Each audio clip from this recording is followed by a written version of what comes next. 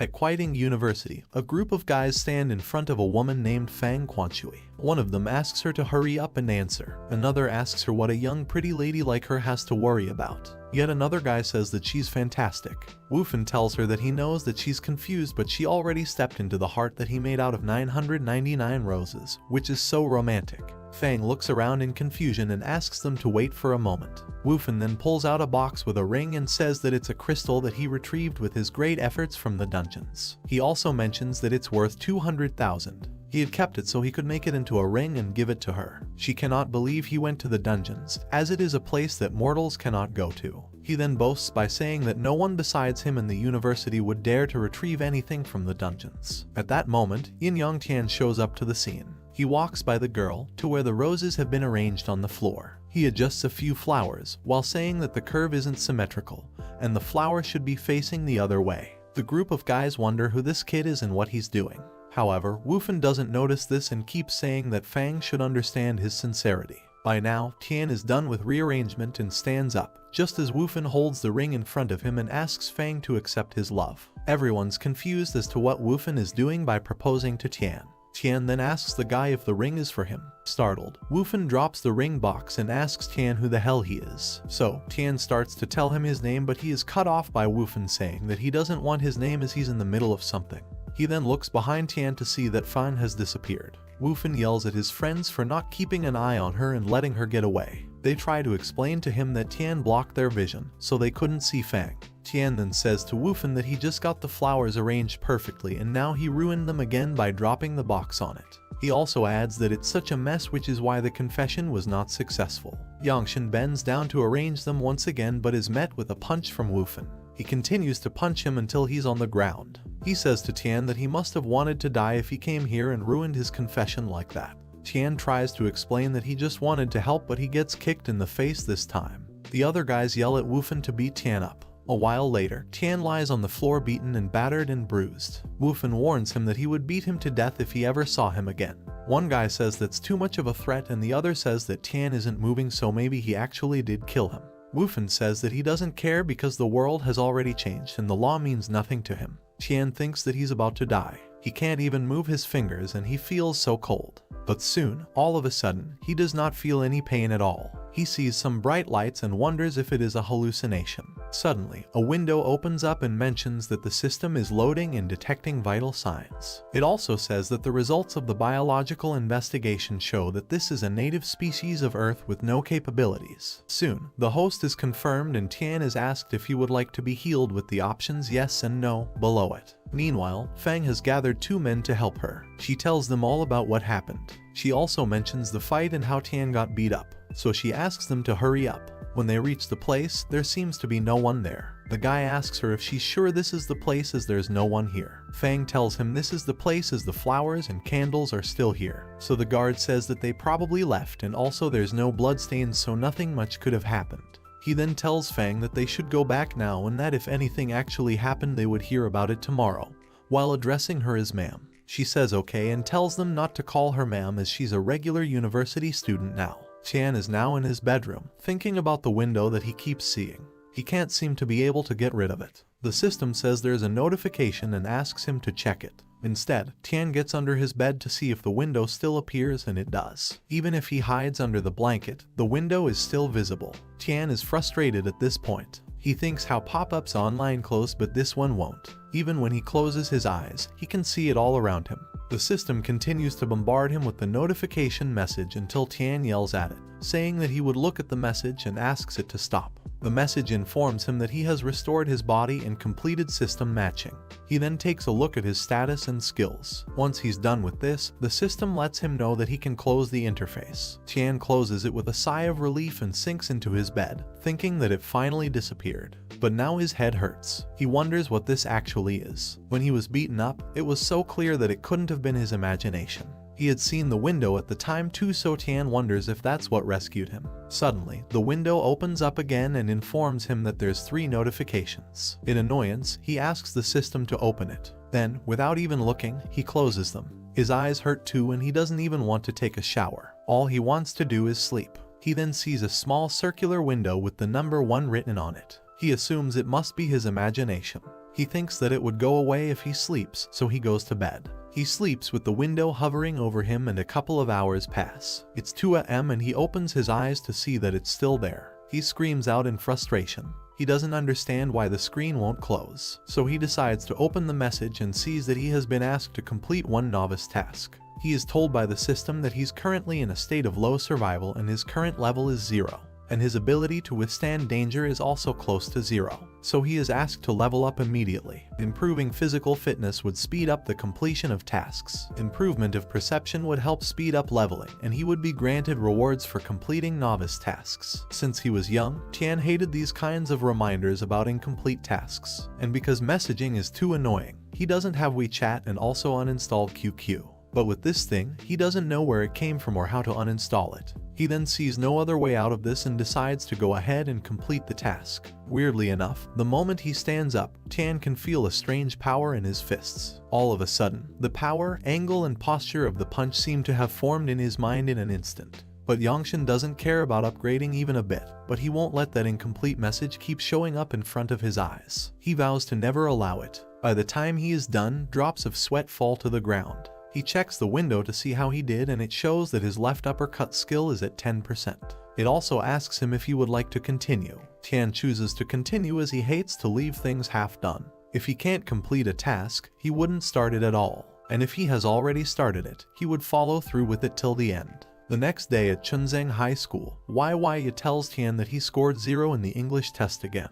She demands to know why he won't study well in English class. Yangshan says he wants to study math and doesn't have time for English. She argues that he already scored 149 and is at the top of the class in math. Yangshan says it's still not the maximum score, so it doesn't matter if he's at the top of the class. He says he would only be satisfied if he reached the maximum score. She then says that if he continued like this, the English teacher would annoy him. So she offers to help him study English at her house after school. He says there'd be no need of that, as he doesn't want to study any other subjects until he gets a perfect score in one subject. Later, a punching bag is delivered to Tian's house. The delivery guy asks him if he would like it installed as well, as they provide installation service. Tian tells him that he's not used to people entering his home, so he would do it himself. Once the punching bag has been set up, Yangshan trains by punching it. 3 days later, more punching bags have been installed in his room and his knuckles are bruised. But Yangshan feels satisfied as it should have reached 100% now. But when he goes to check the status window, his left uppercut skill is at 300%. Since these requirements have been now completed, he is asked to reach the 10th stage of mastery to move on to the next level. This leaves Yangshan mad that even 300% still isn't enough. Later, YY knocks on his door and asks if he's alright as he hasn't been to school for the past few days. He opens the door to see an angry YY. She then asks him why he looks so pale just as he stumbles forward and falls on her. She immediately catches him and he mumbles that he's very hungry. So, YY takes him to a restaurant. There, she notices that even when he's starving, he is still so organized. When he's done arranging the fries in a row, he starts to eat them one by one, in order. YY watches this thinking he's still the same. After he finishes the food, he thanks her for taking him out to eat because otherwise he would have starved to death. So he asks her how he can repay her. She says they're close enough to not worry about that. Tian says he hates to owe people, so she thinks about what she could ask him. That's when she hears someone playing on the claw machines nearby. YY tells him that if he was able to catch something for her, she would consider it repaid.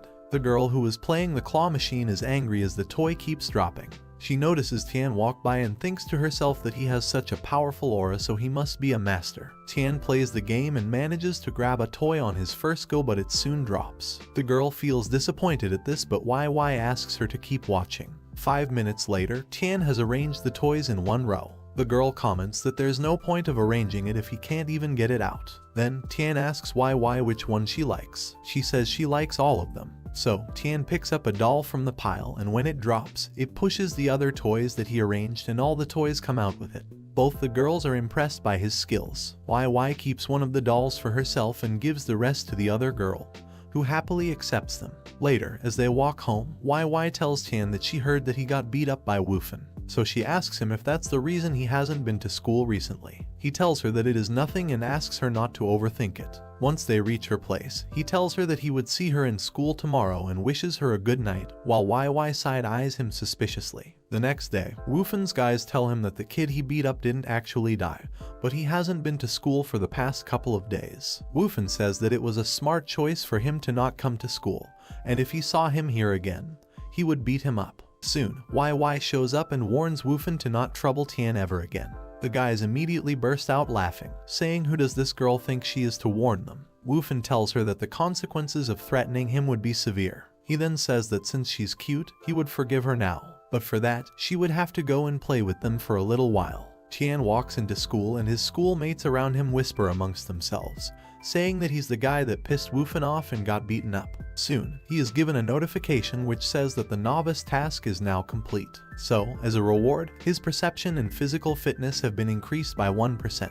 He also receives beginner gloves with an attack bonus of 5 as reward. At that moment, Woofin walks into the bathroom too. He tells Tian he's been thinking about him but didn't expect to see him here. Out of the corner of his eyes, Tian notices a doll in one of the guy's hands. He asks him where he got that doll from. So, Woofin says that he came here to discuss about the doll with him. That's when Tian realizes that it's YY's doll. Woofin then throws a punch at Tian, who dodges it by moving his head. He keeps dodging all of Woofin's punches and gets ready to fight back. He takes a fighting stance and Woofin gets angry that Tian wants to fight him, so he sends his guys to get him and kill him. But Tian hits Woofin right in the face with complete force, which causes him to fall back. He goes to hit the others too, saying how they could hurt YY. Soon, the other guys also end up on the floor and Tian says that YY better be alright. Woofin starts to say that Tian misunderstood the situation about YY, but he is unable to finish his sentence as he drops back to the floor in exhaustion.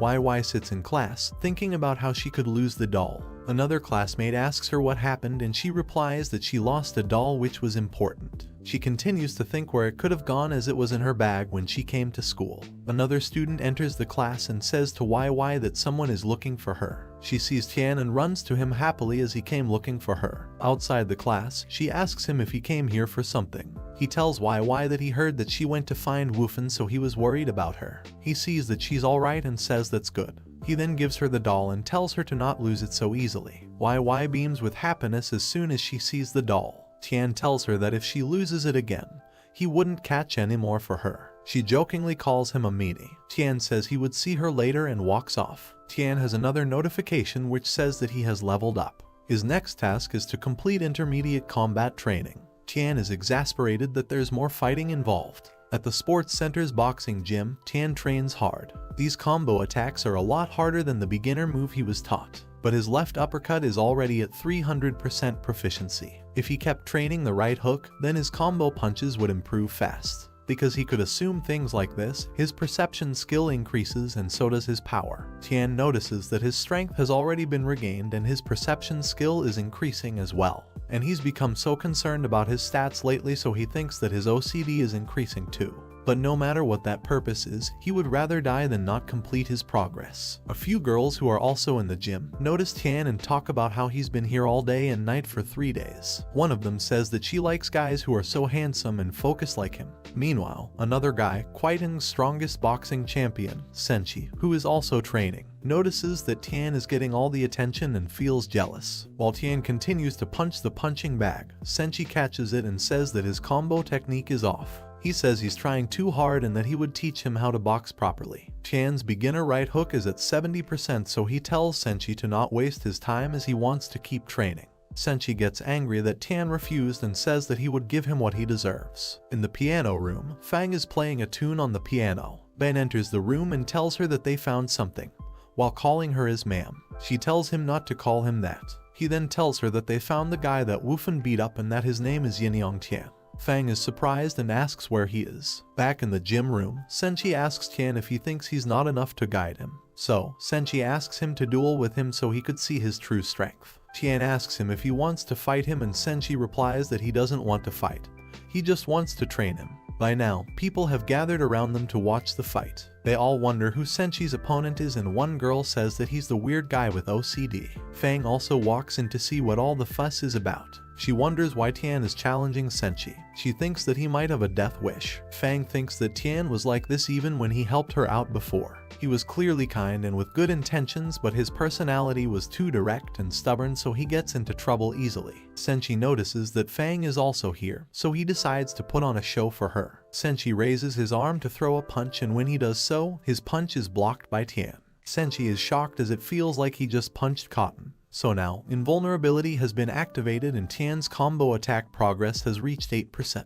Tian says that combat training could level him up so fast, so now he would change his attention to Senshi. Senshi wonders what he's even talking about. The girls watch in confusion, thinking that the atmosphere is weird. As far as Fang is aware, Senshi's all-out punch can kill a cow, but this guy took it and even taunted him, so he must have some power. Then, a burly man named Bioji walks into the gym room saying that it sounds lively in here. Everyone is stunned at this sight of him. He then says that he would like to join the fight too. One day earlier, Wufan had gone to Bio and asked him to help him. Bio asks him what he would give him in return. He says he would offer no less than this ring to honor him. If Bio helped him, the ring would be his. Bio notices the ring and asks Wufan how he got the demon crystal, as that's something that's hard even for him to obtain. He asks Wufan if he's trying to fool him or lie to him. Wufan tells him he spent 200,000 in the black market for this and bought it especially for him.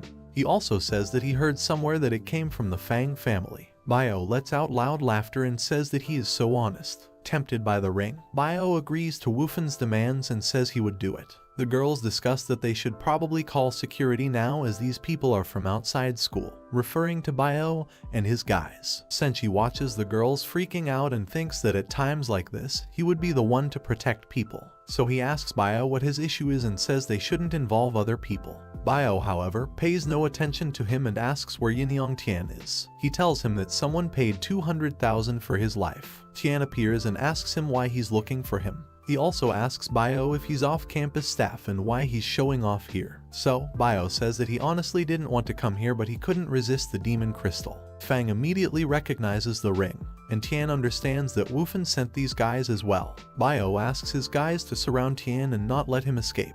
Once he's surrounded, Senshi says that this is a school, so he wouldn't allow him to hit the students. He tells him that if he wanted them, he'd have to go through him.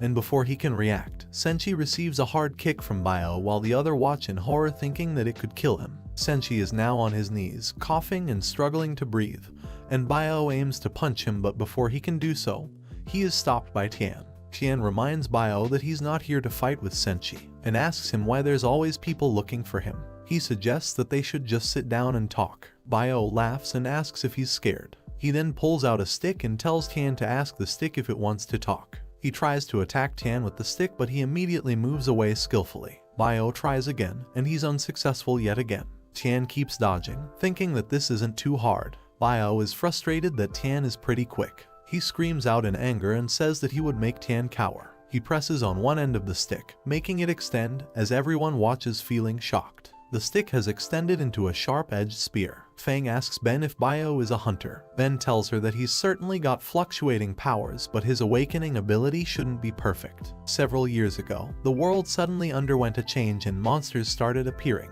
Some humans started to awaken superpowers and fought the monsters. They were called hunters. For most people, the ability can only be awakened once, and the level of ability is split into tiers such as S, A, B, C, D, E, and F. Among them, the S-tier hunter can become supreme rulers of mankind, able to surpass any other ruling classes. The world returned to the era of martial arts. Bio should have been a hunter. A wandering warlock had once told him that if he improves his foundation, he could surpass the boundaries of the hunter. But Bio was too weak and ended up here. But even then, the power of the awakening has given him the peak physique of a mortal and given him the ability to strengthen his weapons. Bio charges at Tian with the twisting dragon spear. Senshi is taken aback as he had heard of Bio's power, but he never expected this. He also thinks that's why he couldn't stand against him, so he wonders how Tian is able to. He then notices the spear getting closer to Tian and yells at him to run. Tian moves away from the path of the spear and hits it on its side, causing it to fall out of Bio's hands. Bio is shocked that he was able to pull this off, and Senshi wonders how he learned his technique.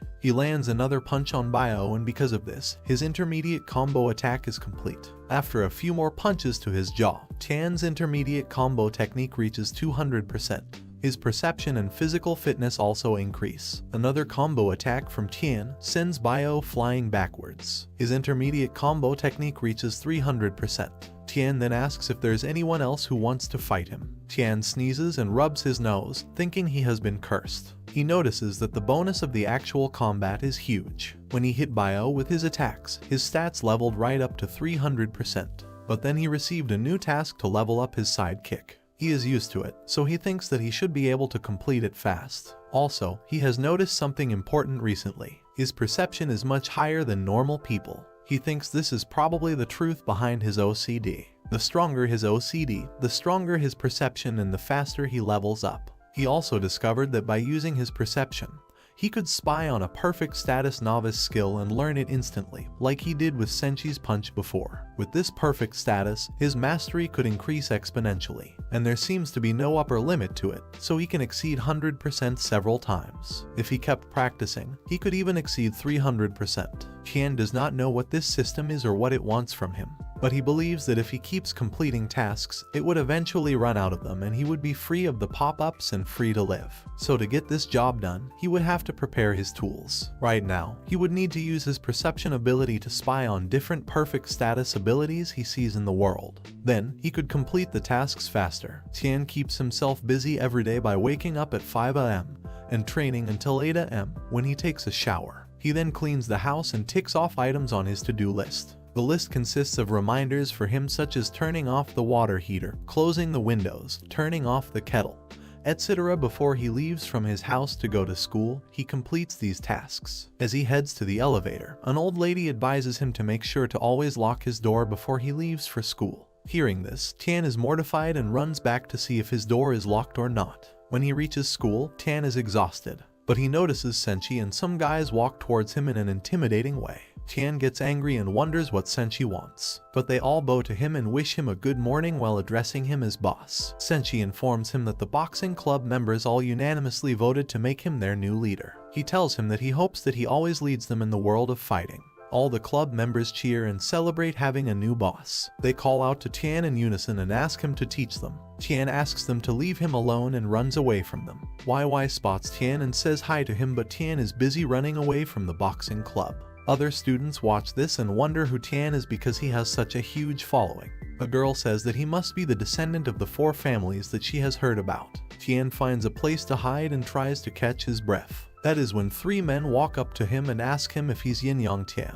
The one in the middle says that they are the messengers of the Fang family, and in this area of S City, they represent the Awakening Association. They had heard that Tian is a newly awakened hunter, so they invite him to join the Fang family training group, to enter the group of their hunters. In order to retrieve treasures from the dungeons and keep themselves safe, the Fang family's army is made up of hunters. Tian is confused about what a training group is and what hunters do. The man says that he knows Tian would have a lot of questions, so he says that, in this world, the line between ordinary people and hunters is like the line between heaven and earth. Since the change happened several decades ago, ordinary people have been living in a false world created by the government, thinking the world is peaceful and calm, just like Tian before he was awakened. But if he enters the ranks of the hunters, he would know that it's not true. Tian asks him what he would get in return for joining his training group. The man motions to the man beside him, who opens a box to reveal an array of color-coordinated throwing knives. Tian looks at it in admiration. The color is in a perfect gradient according to size and it looks incredible. This feels like OCD heaven to Tian. He grabs the box from the man saying that he does not use throwing knives, so the man asks him to give it back. When Tian does not reply, he asks him if he should take it as a yes. However, Tian says he would think about it and walks away with the box. Suddenly, he feels like he stepped into a strange energy. He is warned by the system that there are energy fluctuations around him, so he should prepare for combat. Feeling surprised, Tian wonders if there is an enemy nearby. He then sees a man standing not too far away. Tian assumes it might have something to do with him. The next moment, a serpent appears before him. Holding a pocket watch, the man says that the test begins now. The creature emerges from the ground, leading to Tian falling back and dropping the box of knives. It is a giant python, which is a D-tier creature. Its ability is Venom Attack. The venom is acidic and highly corrosive. Tian runs away from the giant python until he smacks into a barrier. He is notified that it's a man-made barrier and only a B tier or stronger skill would allow him to pass through it. Tian now faces the python and he wonders how a creature like this could even exist. He thinks that he must be dreaming or this is just a hallucination.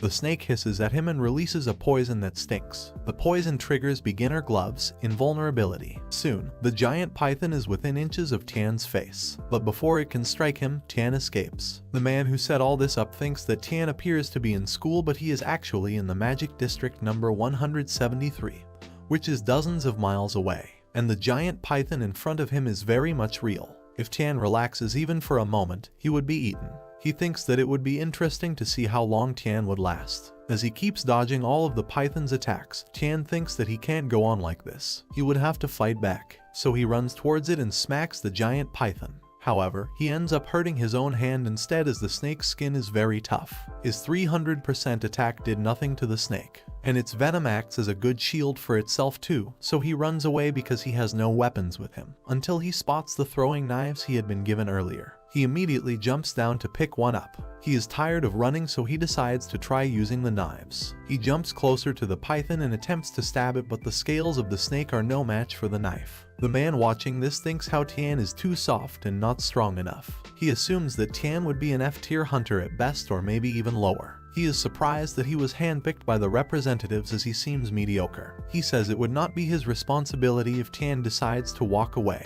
Meanwhile, Tian is not able to break the python's defense no matter how close he gets. At first he was terrified, but now he just wants to fight this snake. He thinks of using his perception skill to find the python's weakness, so he tries to attack the snake in the same place he had stabbed it before and it works. The snake then twists itself and tries to attack Tian. The man immediately shoots up and pushes Tian away and asks him to watch and learn. Within moments, the giant python has been sliced into pieces by the man after he uses his powers. Tian can't help thinking how strong this man is. He then notices the knives scattered on the ground and picks them up. The man appears in front of him and introduces himself as Fang Dun from the Fang family. He says the Fang family is the birthplace of the strong and the nurturing place of the supernova. And as they get stronger, they get more responsibilities and fight creatures like this every day. He asks Tian what he thinks, while thinking that he would definitely reconsider this because of his use of a D-tier snake. Tian notices that Fang Dun has perfect status, so he immediately tells him that he wants to catch them all too and be the best. Tian thinks that if the Fang family is a place of hunters and many strong people gather there, so it should be a good place to see perfect status techniques. And then he should be able to learn from them and level up fast and get rid of the system easily. Fang Dun is stunned upon hearing his reply as he had expected Tian to back out. YY worriedly goes around the campus looking for Tian. She then spots him and is surprised to see him talking to Fang Dun. Fang Dun tells Tian to not forget about tomorrow and leaves. When Tian sees YY, he asks her what she is doing here. She says she was looking for him and asks if Fang Dun was troubling him.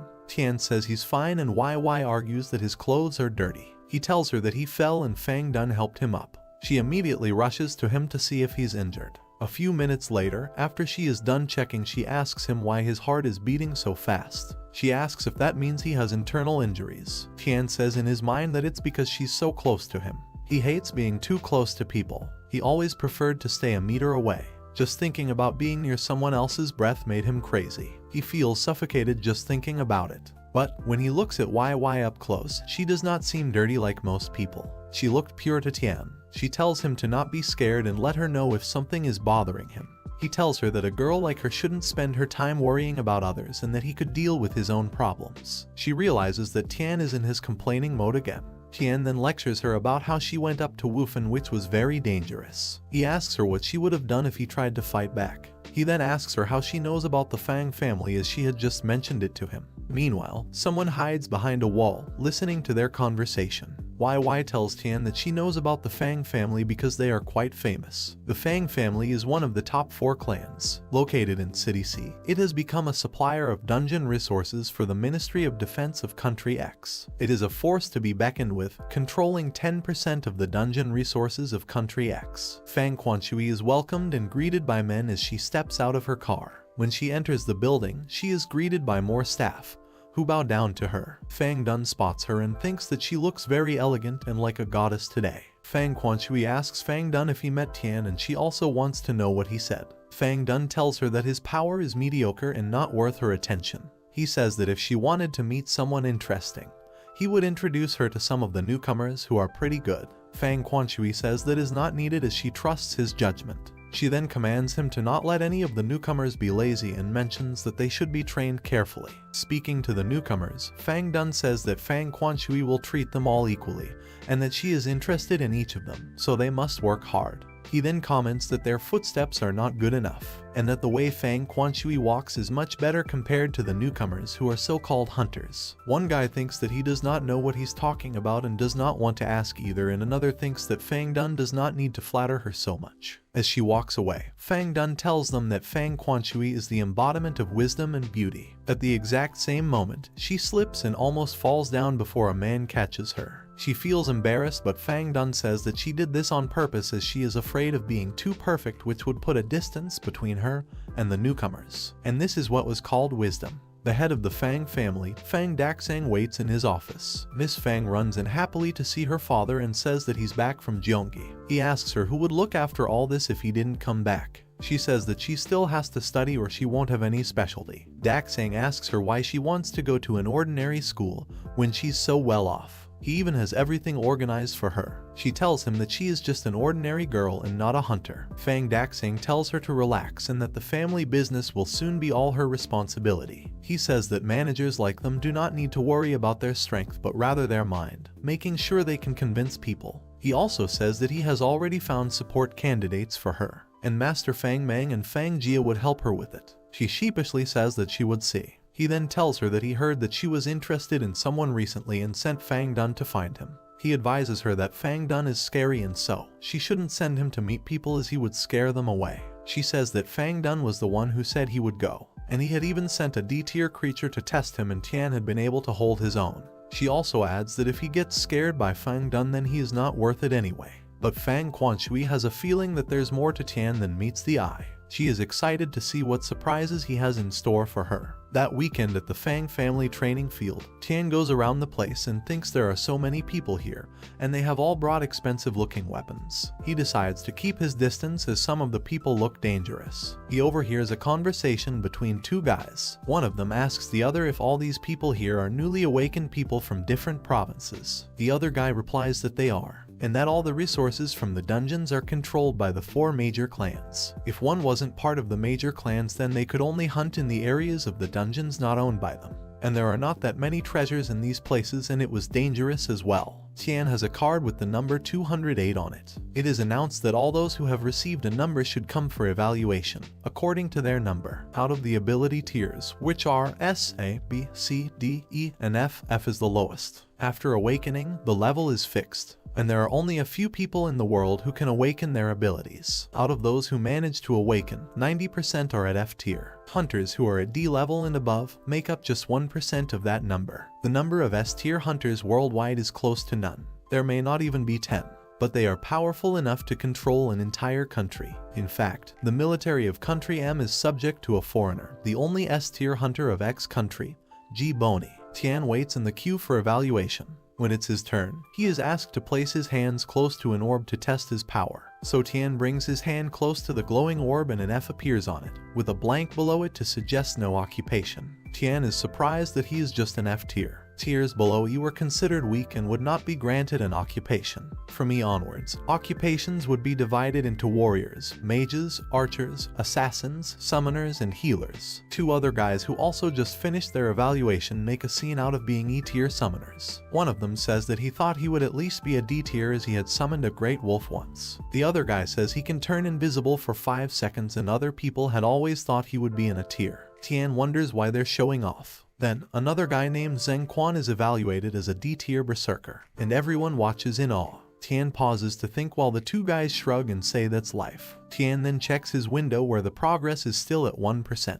He wonders what level he would be if he leveled up completely. At the new recruits training center, the recruits are dressed in uniforms and have all become new recruits of the Fang family. A Fang elder tells them that he would be their instructor for various types of weapons. He talks about a legend where in ancient times, there was a unique martial arts that could bring out one's inner strength. He asks them to concentrate their inner force on their swords which would enable them to kill from miles away. He says that even though they're all awakened hunters, their powers are nothing like the inner strength of those legends. And besides their abilities, the only way to wield their weapons is their true power. He explains that the differences in angle strength and speed could all affect their destructive power. He demonstrates with a smooth swing of his sword and slices bamboo shoots into pieces. Tian notes that this move is perfect status. The rest of the recruits also watch in amazement. Tian watches him demonstrate with a spear this time, and yet again, it's perfect status. He then uses an axe and other such weapons, all of which are perfect status. Tian feels happy as he could learn these from him to level up. At the weapons training hall, two guys are exhausted and complain about why they have to practice with weapons when they are mages who have been assigned to logistics. Fang Dun hears this and smacks them, asking how they could ignore the Fang Elder Swords. He tells them that if they could not wield a weapon, not even the logistics team would want them. He yells at them to go train properly, and they both run to do so. Meanwhile, in another corner of the room, Tian practices diligently. The system keeps reminding him to practice the posture correctly over and over again. After a while of practicing, he raises the sword and whacks it to the ground. His short sword skill has been raised to 100% and he has leveled up. Tian feels satisfied and decides to practice with an axe next. Some recruits watch Tian practice long and hard. They say he's been practicing for several days without taking a break. By now, Tian's axe skill is raised to 100% as well. He has also managed to do the same with a halberd and a few other weapons. Next, he wants to practice a long sword, but the elder didn't show a perfect strike with it, so he would have to learn it by himself. So he might not be able to reach 100% by just training. He might need to actually fight to master it. 1 week later, Fang Dun tells them that, as it has been a whole week, each of them should have found a suitable weapon. He then asks them to take that specific weapon to the combat simulation hall. Everyone goes to the hall excited that they actually get to fight, except for Tian, who is still training. They say that Tian must be a coward, which is why he is staying here in the practice room. It is said that after most hunters awaken, their abilities cannot be changed, so further practice is not required. What everyone pays attention to is killing monsters and using the rewards gained from them to buy equipment to improve their strength. They think that this is the only way to progress. No one knows how to improve their abilities, and they don't think about the relationship between refining their moves and improving their abilities. Two recruits walk towards the hall while talking about Tian. One of them says he's an F-tier idiot, just swinging weapons in the training room, without knowing what he is doing.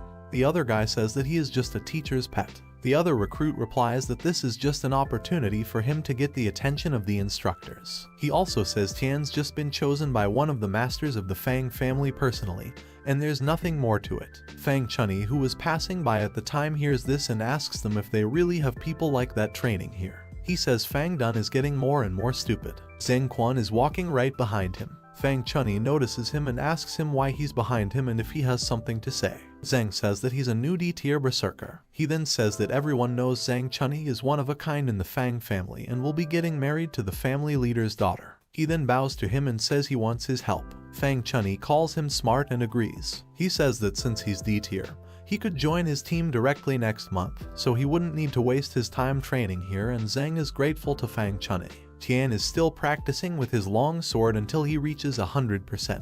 When he's done training, he receives a special power called Inner Strength. This power would increase the user's attack and user's defense power. There is also a chance that a wielded weapon would use the user's willpower to deal huge damage to the target. Tian wonders if this inner strength is the same as the one the elder was talking about earlier. It is powerful and he is now proficient with weapons, so he decides to go try it out in combat. Tian soon reaches the portal to the combat zone. He thinks it looks pretty spectacular. As one of the recruits is about to enter the portal, he is stopped by the instructor and told that he can't enter. When asked why, he is told that the portal to the combat zone is only for those who are rank D and above, and since his rank is too low, he would not be allowed to go in. Other low-rank recruits argue that this is open to the public 24/7, so they should be allowed to use it, and that low-rankers are still ability users. The instructor says that rules are rules and priority is given to those with high ability. He also tells them that if they want to complain, they should go look for the person in charge. Parties are at the bottom of the food chain and only the strong could survive. High rankers are able to enter higher level dungeons, gaining more valuable resources. In every party and guild, 90% of the loot is taken by the top attackers, while those of low ability could only act as support, staying at the back or being crushed like ants during a guild war. The instructor asks the recruits if they really thought the Fang family is like a safe haven. He also mentions that they always ensure strong recruits get priority. He then says that if they want to blame someone, they should blame their mothers for birthing them without strong abilities. The rest of them decide that they are just unlucky and leave. However, Tian stays back and thinks how they can just expect low rankers to just accept they're unlucky. So, he goes up to the man and asks him what if a person's true ability is not that of an F rank. The man calls Tian a brat and tells him not to bother acting cool. He says that before an actual combat, many beginners will believe that they are not just an F rank, only to enter and be proven wrong. He also says that trash like Tian who enter are only seeking death. Suddenly, a hand appears out of the portal. A guy pokes his head out and says that he needs people. He says he urgently needs tanks and asks them to follow him quickly. The instructor recognizes the guy to be from the Zheng Quan party. He asks him if he encountered any issues. The guy says they are in trouble so they need people immediately, and also says that Zheng has promised to give a reward. Tian says that is nice and volunteers to go. He asks if there is anyone else who is willing to join, as the more people there are, the better it would be, and a couple of people agree to join.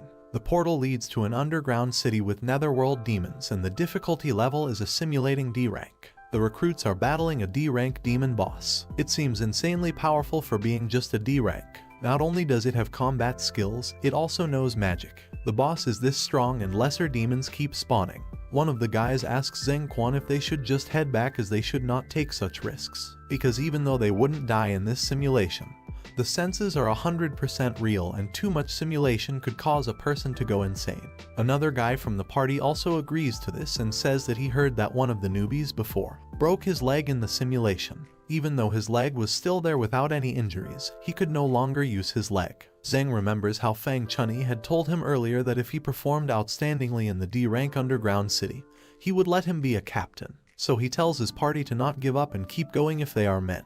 The demon boss roars and thrashes its weapon to the ground. When it heads towards Zheng, he holds up his sword in order to block its attack, but it is too heavy and he is not able to keep her at bay for too long. He yells at his party and asks where the guy who went to the portal for help is. Tian and the other guys enter through the portal along with the guy who came to them for help. Tian notices that the combat practice underground city has an intense and imposing atmosphere. One of the guys says he is scared to be in a place with such an atmosphere. Another guy comforts him by saying that he would be safe with him. The guy asks the new party members to hurry up as Zheng can't wait any longer. Meanwhile, Zheng and his sword are flung across just as Tian and the others arrive. Zheng is incredibly happy to see them and asks them to quickly join the battle. Zheng then notices Tian and remembers him as the F-rank bookworm who only knows how to practice with weapons. He wonders what the use of calling him here is. The guy who brought them here tells Zheng that many people did not dare to enter after hearing that even Zheng Quan was facing issues, and these three were the only ones who were willing to enter. Picking up his sword, Zheng says they would use what they have. Zheng orders two of them to flank the left and right side of the boss to attract its attention.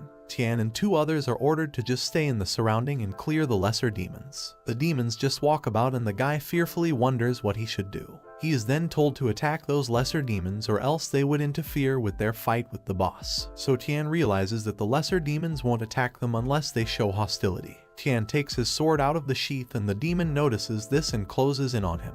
The demon is an underworld soldier and its attack defense is to weaken its target's defense. The level is not easy for beginners to handle, but Tian sees it as the perfect time to test out his new sword style that he just practiced called Single Perfect Strike. The terror the demon inflicts on him is on a completely different level compared to the D-rank Python from the other day. He tells himself that it is just a basic demon and nothing more. He runs towards it and attacks while nailing his Single Perfect Strike. The demon's health is low. This is his first time using it in a battle after vigorous practice, and he was almost able to kill it. With yet another strike, the demon is killed. As expected by Tian, although he was only an F-rank ability user, the system's E-rank monsters are nothing to him. He is now confident that he could even challenge the Python from before. Tian comes across yet another demon and attempts to slay this one as well. The other recruit watches Tian in action. Tian seems so calm and relaxed to him, so he wonders if the demon is actually weak. And since he is an F rank as well, he wonders if he would be able to fight it too. So he hesitantly goes up to the demon and hits it on the back with his staff. It turns around and growls at him, leaving the guy feeling scared.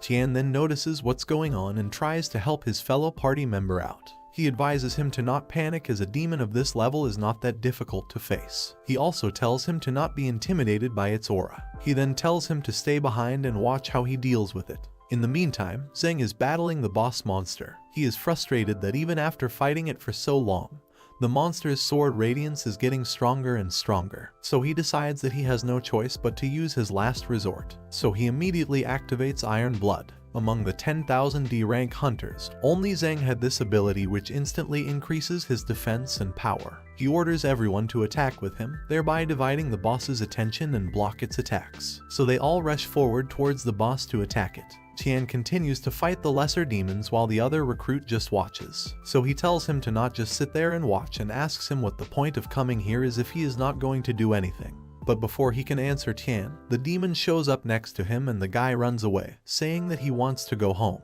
After strengthening, Zheng's attacks are indeed effective. The demon has not hit him once after that either, but his body seems to be moving slower and slower. He wonders if the slashes made by the boss's sword have a paralysis effect. The scared recruit continues to run, causing the other recruit to yell at him to come back as they are in the midst of a battle. Zheng still feels paralyzed in mid-air. He is not able to move Ithera, and the next moment, he disappears. While the party is surprised, one guy explains that in the underground dungeon, before receiving a lethal attack, one would be teleported out. So they collectively decide to run out as they would not be able to beat TH boss by themselves. When the first recruit exits the portal, he is surprised to see that Zheng is already there. He asks Zheng why he is out here as he had just seen him in the underground dungeon. Another recruit who also just exited asks him why he's questioning Zheng when it's all because of him. He then punches him and says that Zheng must have been distracted by him running away, or else he would have easily dodged the boss attacks. The guy apologizes and says that he was just scared and did not mean to run away. The whole group is out now and they are all yelling at the guy and accusing him of being the reason they could not finish the mission. Upon hearing all this, Zheng thinks that it has to be that guy's fault too, because it is impossible for him to lose. So they proceed to beat him up for interrupting their mission. Inside the underground dungeon, Tian has wiped out all of the lesser demons. He then looks for the boss and the rest of his party members. He notices that the boss still has some health left. Tian gets angry at his party members. He thinks that they should either not start the fight or finish it. He wants to destroy TH boss until there's nothing left. The system shows him the boss's attack style, which is that it weakens the target's defense and its sword slashes burn everything and cause a paralysis effect. Tian is glad that the system is not completely useless, as it just helped him perceive the boss's skill set. Tian prepares to attack the boss, but the strike is easily blocked. Tian notes that the boss has a high defense but a low attack. As long as he is careful not to get hit and paralyzed, he would be able to beat the boss. Tian also thinks that this would be an ideal time to completely master that ability, and raises his sword in order to attack the boss. Outside the combat simulation, Zheng is torturing the guy by beating him up. He says he would hit him until his anger is appeased. The other recruits watch this nervously. A girl says that if this continues, he'd be beaten to death. The guy next to her tells her not to say anything or she would get into trouble too. Others talk about how one person has not exited yet, referring to Tian. They wonder if the person was so afraid that they could not even run away. Although there were ability users in the crowd, not one of them dared to stop the bullies. This is the rule in the world of ability users. The strong are to be respected. Suddenly, someone yells at Zheng to stop what he's doing. Tian shows up and asks Zheng how, as a leader, he could blame others when the boss humiliated him. Tian then calls him a loser and tells him to blame no one but himself for being too weak. The other recruits around them think Tian has gone mad, as he is just an F tier trying to insult a D rank. Zheng becomes furious, drops the guy he was beating up and turns his attention towards Tian. He dares Tian to say what he called him again. Tian does not hesitate to say that he is weak again. Earlier in the underground dungeon, the boss's blade's aura had touched Tian, eliminating the protection of his gloves. His blade aura had a 10% paralysis effect, so he knows that he can't drag this out for too long. Tian would have to hit him with perfect timing accuracy, so he decides to make a perfect strike with his sword and is successful in doing so. The health of the boss demon decreases, which Tian is glad to see. He uses the perfect status with the halberd like the elder had taught him and manages to chop off the boss's arm. Next, Tian uses the axe and perfectly copied the technique that the elder had shown him. He cuts through the demon's head in half. The bar seems to be empty, so Tian is happy that he finally did it. But all of a sudden, he feels his body getting paralyzed. Earlier, the system had informed Tian that he would have to be in a near-death state to be able to activate internal force. And since the internal force conditions have now been met, it is activated. Because of this, full protection has been activated and his attack power and defense power is increased by 25%,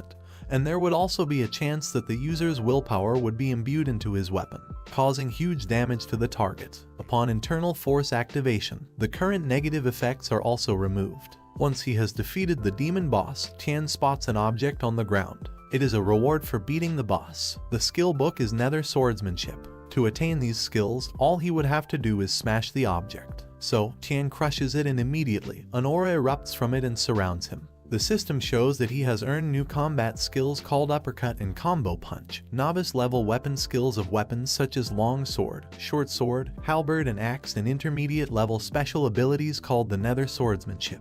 But the mastery level is only at 10%. Tian is disappointed as he thought that he would be granted full mastery, but it is only at 10%.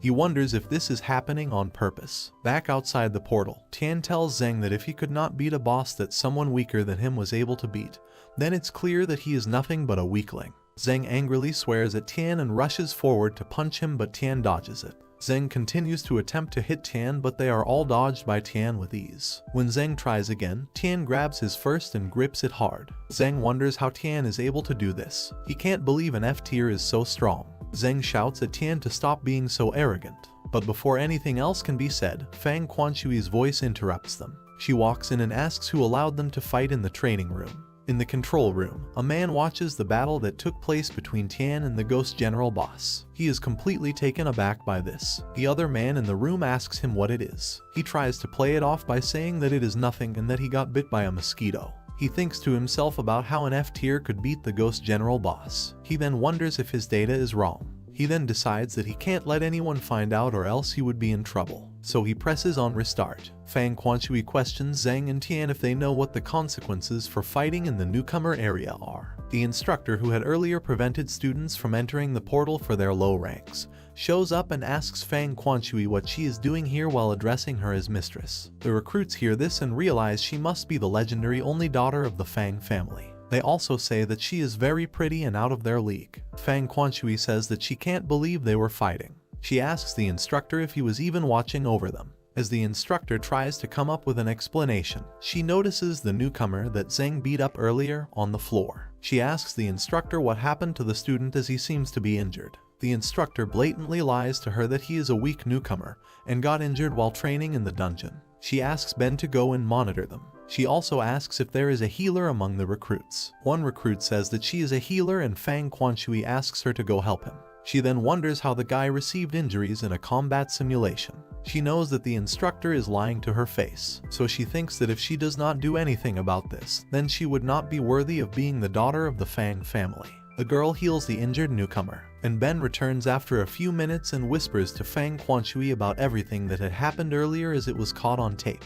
After hearing it, she says that is bold. Fang Quanshui announces that as one of the executive directors of the Fang family's Awakened People division, she has the responsibility to regulate the actions of hunters like Zheng Quan. She then says that she is shocked to hear that some people here are acting this way. She says that he should be ashamed of himself as no progress was made and he bullied the weak. She then tells the other recruits that they would not be alone when they enter the dungeon and have to completely rely on teamwork and cooperation. She tells them how they stood idly and did nothing when they saw their teammate was being bullied. She then says that if this was the kind of teammates they were, how could anyone trust them in the future? She then points to Zheng Quan and says that he was the one leading the bullying, which is not in line with the Fang family's beliefs, and because of this, he would be banned from training. Zheng Quan is shocked that he is being fired. The instructor tries to tell Fang Quanshui that Zheng is one of the top students among the newly awakened and if they got rid of him, they would be seriously harmed. To this, Fang replies that he would also be expelled from the Fang family and never be taken back.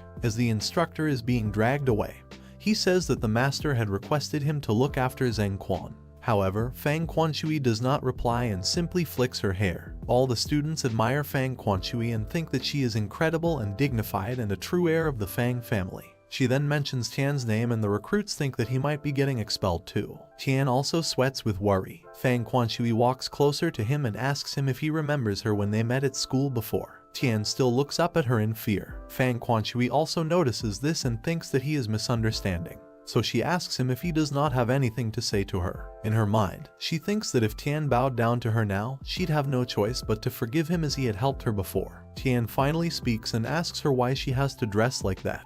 He says it's very ugly now that she's right in front of him. He also says that he is very uncomfortable. Fang Quanshui is beyond offended to hear this. She asks him if he is mad and if she isn't actually dressed properly. He tells her that the color is not symmetrical, so she yells at him again, and the men think that she is going to be mad all the time that she is with Tian from now. Suddenly, someone calls out Fang Quanshui's name. She and Tian turn around to see Fang Chunni with Zheng Quan tagging behind him. He tells her that it was just a small fight and it is not worth firing people because of it. One of the students wonders who this man is as he just called Quanshui by her name.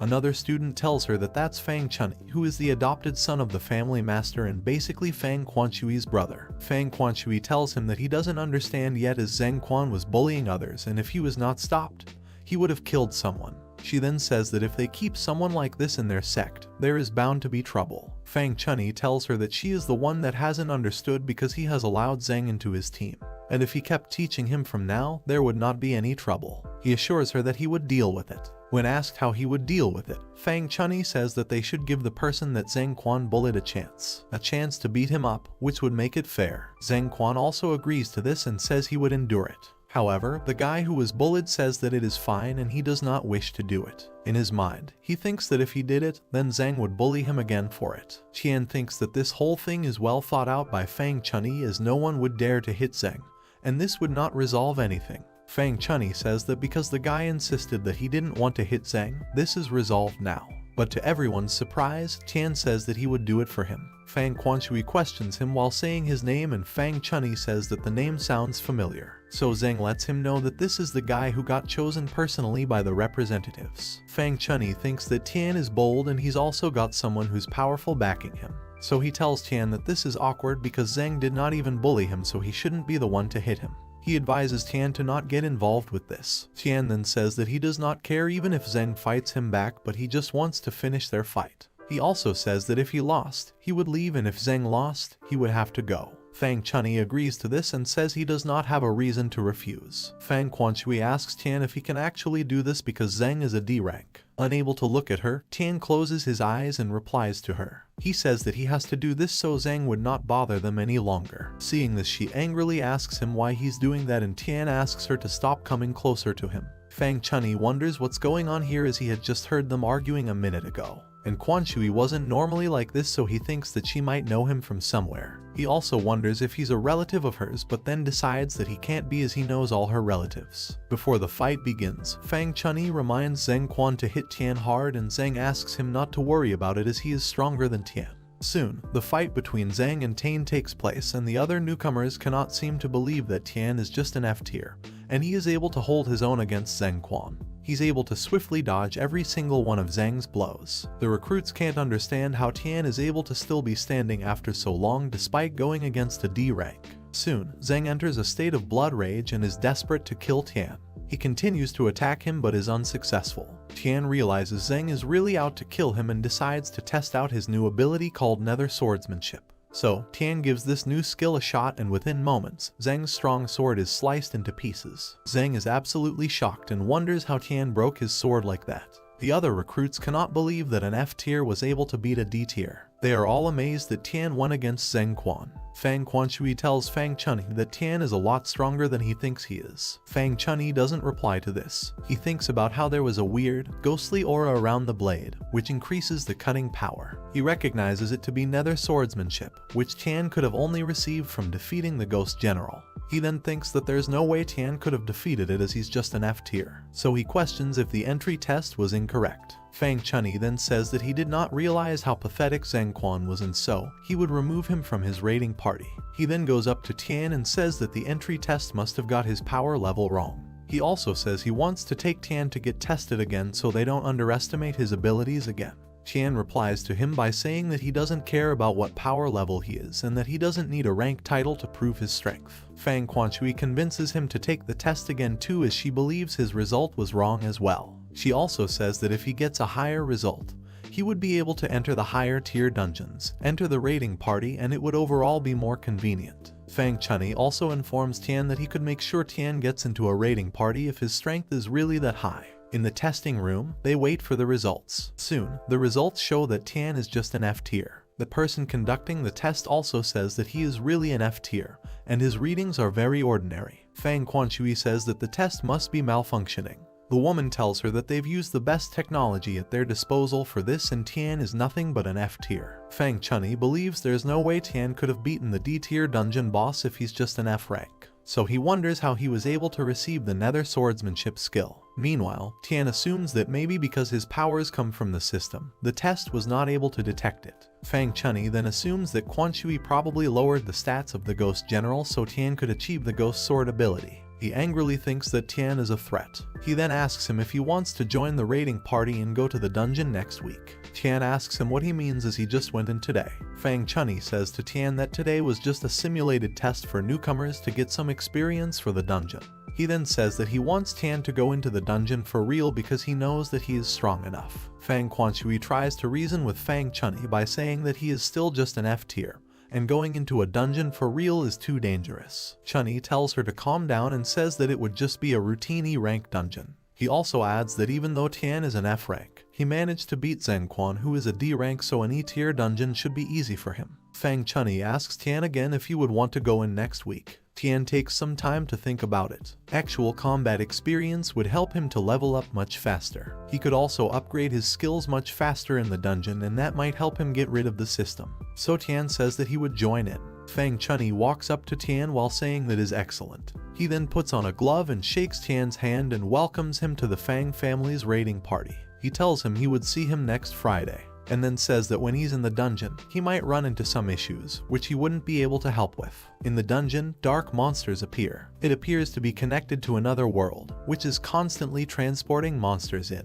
Awakened hunters discovered that they could kill the monsters to gain monster crystals. They contain a huge amount of power and thus they became highly treasured. Over the last few decades, dungeons have appeared all over the world. When they showed up, all hell broke loose. Every so often, new dungeons will appear and old ones will die off. In order to maintain their control over a decent amount of dungeons, the 4 major families have assembled raiding parties made up of the most elite people to explore the dungeons. 1 week later, in front of the portal to the Fang family's E-tier dungeon, the Fang family raiding party 18 raiders wait for Tian to join them. One of them asks the others why the newbie is not here yet. He then says that if Tian is late, they would just leave him behind and go. Another person says that it was ordered by the Fang family manager so they would have to wait. That's when Fang Chunyi walks in with Tian beside him. Chunyi tells the raiding party that they are very eager and impatient. They immediately apologize to him and say that they did not mean to complain. Chunyi asks them to not worry as he is not scolding them. He tells them that he has brought Tian with him. He introduces him as an F tier and asks the rest of them to take care of him and make sure no accidents happen to him. The raiding party consists of C tier hunter and team leader Liu Tian, D tier hunter Lan Zimo, who is a healer, D tier hunter Qin Kaifang and D tier hunter Lin Wu. All of them wonder if the manager is messing with them as he has asked an F tier like Tian to join them. The 5 of them soon enter through the portal and reach the real dungeon and the battle begins. The E-tier dungeon is a worm tunnel and the task given to Tian by the system is to eliminate all the beasts. Tian hopes that the creatures in the worm tunnel don't look too weird. If they are asymmetrical, it would be too disgusting for him. Liu Tian tells him to stop looking around so much and informs him that when they cross the bridge, monsters would start to appear. Lan Zimo tells Tian to take care of himself as they would not always be able to protect him. They soon reach the edge of the tunnel. Liu Tian, the leader, tells everyone to get ready and Lan Zimo uses a defense boost to protect the 4 of them.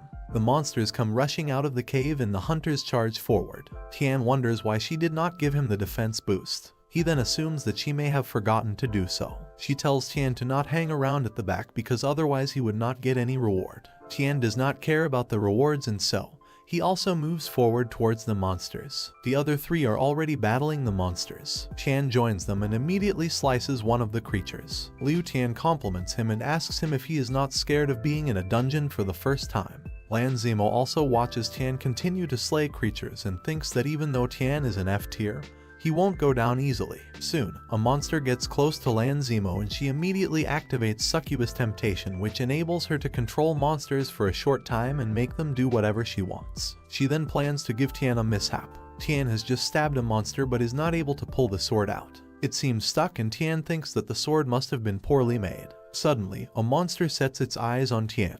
Just as he pulls out the sword, the monster pounces on Tian, who moves away in time. Tian is confused and wonders what's going on with this particular monster because it coordinated its attack. Then the monster pounces at him while another one attempts to attack him from behind. Tian doesn't understand why they are all focusing on him. Meanwhile, the raiders watch this, thinking their job is done. It was a monster that killed Tian, so not even an autopsy could prove that it was them. But to everyone's surprise, Tian rises back up whilst using nether swordsmanship, ghost entanglement. He twirls the two monsters among themselves and then easily chops them up with one move. When he's done, he asks the rest of the party if they're done and if there's any more beasts here. Still taken aback by what happened, Liu Tian tells him that they are done. Tian notices that the monsters in this dungeon dissolve when they're dead. He was ready to clean up the corpses, but they seem to disappear on their own. So he tells them to lead to the next level as they know the way. Liu Tian leads them through one of the tunnels, saying that this would be the way to go and fight the boss. Tian asks them why they are not going through the other tunnel, as he had seen monsters coming out of that tunnel before. Liu Tian tells him that way has only smaller beasts,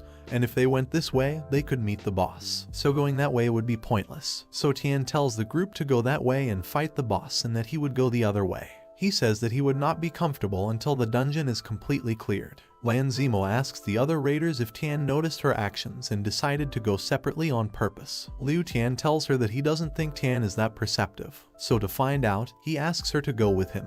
If Tian refuses to allow her, that would mean he figured out what she did earlier, and in that case, they would have to kill him themselves. If Tian doesn't object, that would mean that they're clear and Lan Zimo could kill him by herself. She agrees and follows Tian and tells him that she would accompany him as it is dangerous to go alone. She also says that she is a mage, so she could help treat his injuries and give remote assistance. Tian says he does not really care and asks her if the others do not need her help. She says that this E-rank dungeon should not be an issue for them at all because they're C and D rank hunters. Because Lan Zimo has not returned, Liu Tian tells the others that Tian must not have found out, so Lan Zimo would find a way to get rid of him. He then says that they should go fight the boss and not delay their payment. Tian and Lan Zimo soon enter a dark portion of the tunnel. Tian says that they should have brought torches. Lan Zimo tells him to not worry about it because she can take care of it. Her wand acts as a light source illuminating the dark tunnel. They are finally able to see the creatures, which are man-eating ants. Tian asks her to keep the light on and races to slay the ants. Within moments, he is able to fight off a couple of the man-eating ants. This dungeon seems far too weak for Tian.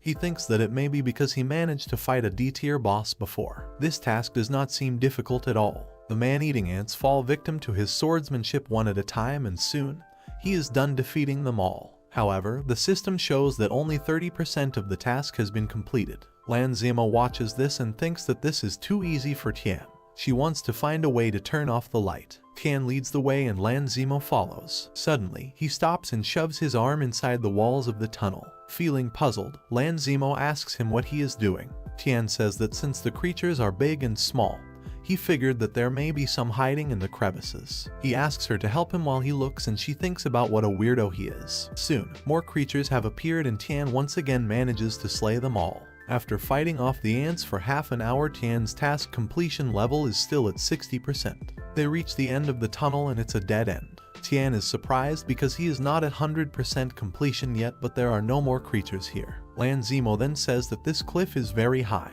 Tian agrees, but before he can complete his sentence, she gives him a shove from behind. As he falls down, Lan Zimo tells him to not blame her as Tian had upset her master. The pit that she pushed him into seems so deep, so Lan Zimo is sure that Tian won't be able to make it out of there. She is happy that she could get some good rewards for completing a task of this kind.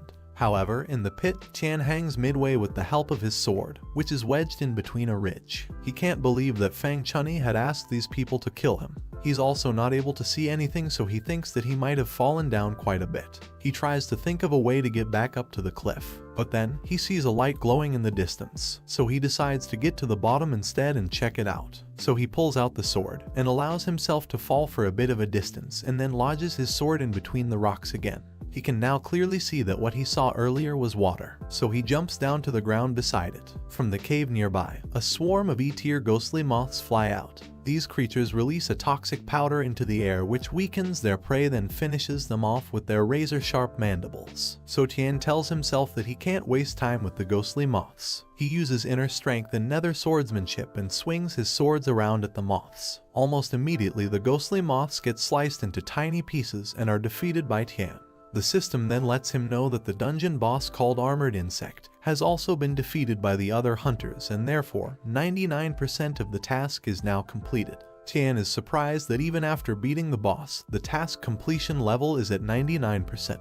So he wonders if the hunters missed a few creatures due to their carelessness because he did not miss any down here. As the dungeon boss has been defeated, Liu Tian orders everyone to pack up the rewards and get going. Haifeng feels disappointed that the rewards are just a few demon crystals and shield materials. He says that they aren't even worth anything at this point and that E-tiers are a complete waste of time. Liu Tian asks him to not worry as Fang Chunyi would reward them well. Just as they exit out of their tunnel, Lan Zimo exits out of the other. Liu Tian asks her if she did it and she proudly says that she threw him off a cliff that's very deep. So he says that is great. He also tells her that she did a good job and lets her know that Fang Chunyi would give them rewards. Tian continues to explore the place and look for any beasts that he may have missed. But even after searching in all of the nooks and crannies, he is not able to find anything. So he sits down next to a bunch of rocks. He notices a shiny object among the rocks. So he takes apart the rocks one by one to reveal an altar of some sort. Tian can't help noticing how one of the corners is broken, so the symmetry is all wrong. He sees the broken pieces on the ground and tries to put them together. The altar seems to still have some cracks, but it looks better to him. He then notices that the tray is not placed in the center, so he moves it to the middle and then he is satisfied with how it looks. Immediately, he receives a message from the system that the secret dungeon conditions of restoring the altar have been met, and the hidden room can now be opened. Before Tian can comprehend what is going on, the water swirls into a whirlpool and reveals the opening of a secret tunnel. Thinking that the remaining 1% must be down there, he jumps down. There, he comes face to face with a D-tier catastrophic spider queen.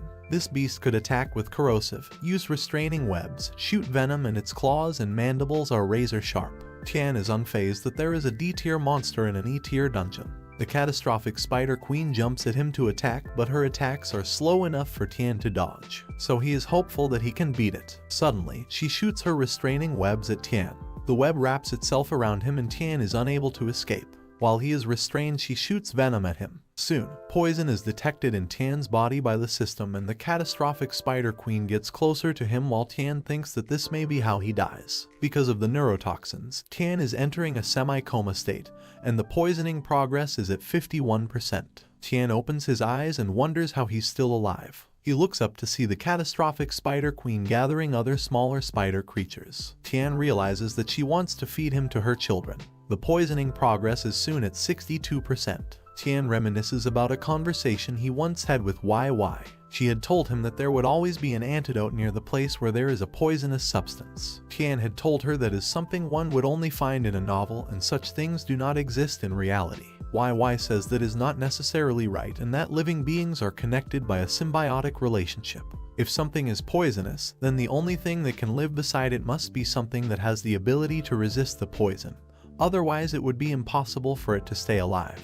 This had made sense to Tian, so Tian decides to take YY's word and tries to analyze and study his surroundings. He sees some quartz crystals which has no detoxifying effects, some soil with spider poison, centipede feces which consists of poisonous digestive centipede juice and moss containing spider poison. Feeling disappointed, Tian thinks that these things are really just stories. The poisoning progress is at 70% and he feels as if he is about to die. In the corner, he spots a plant species called Wuling Ginseng which has a detoxification ability, grows on rotten soil, and gets nutrients from the waste of the poisonous substances. Tian sees that this herb could be useful so he grabs a few leaves. When the leaves are in his hand, the poisoning progress completely stops. He thinks that this leaf's antitoxin must be a passive ability. He is informed by the system that once the leaf is crushed, it would slightly relieve the effect of poisoning. Seeing this, he throws it away as he wants to wait for it to be at 100%.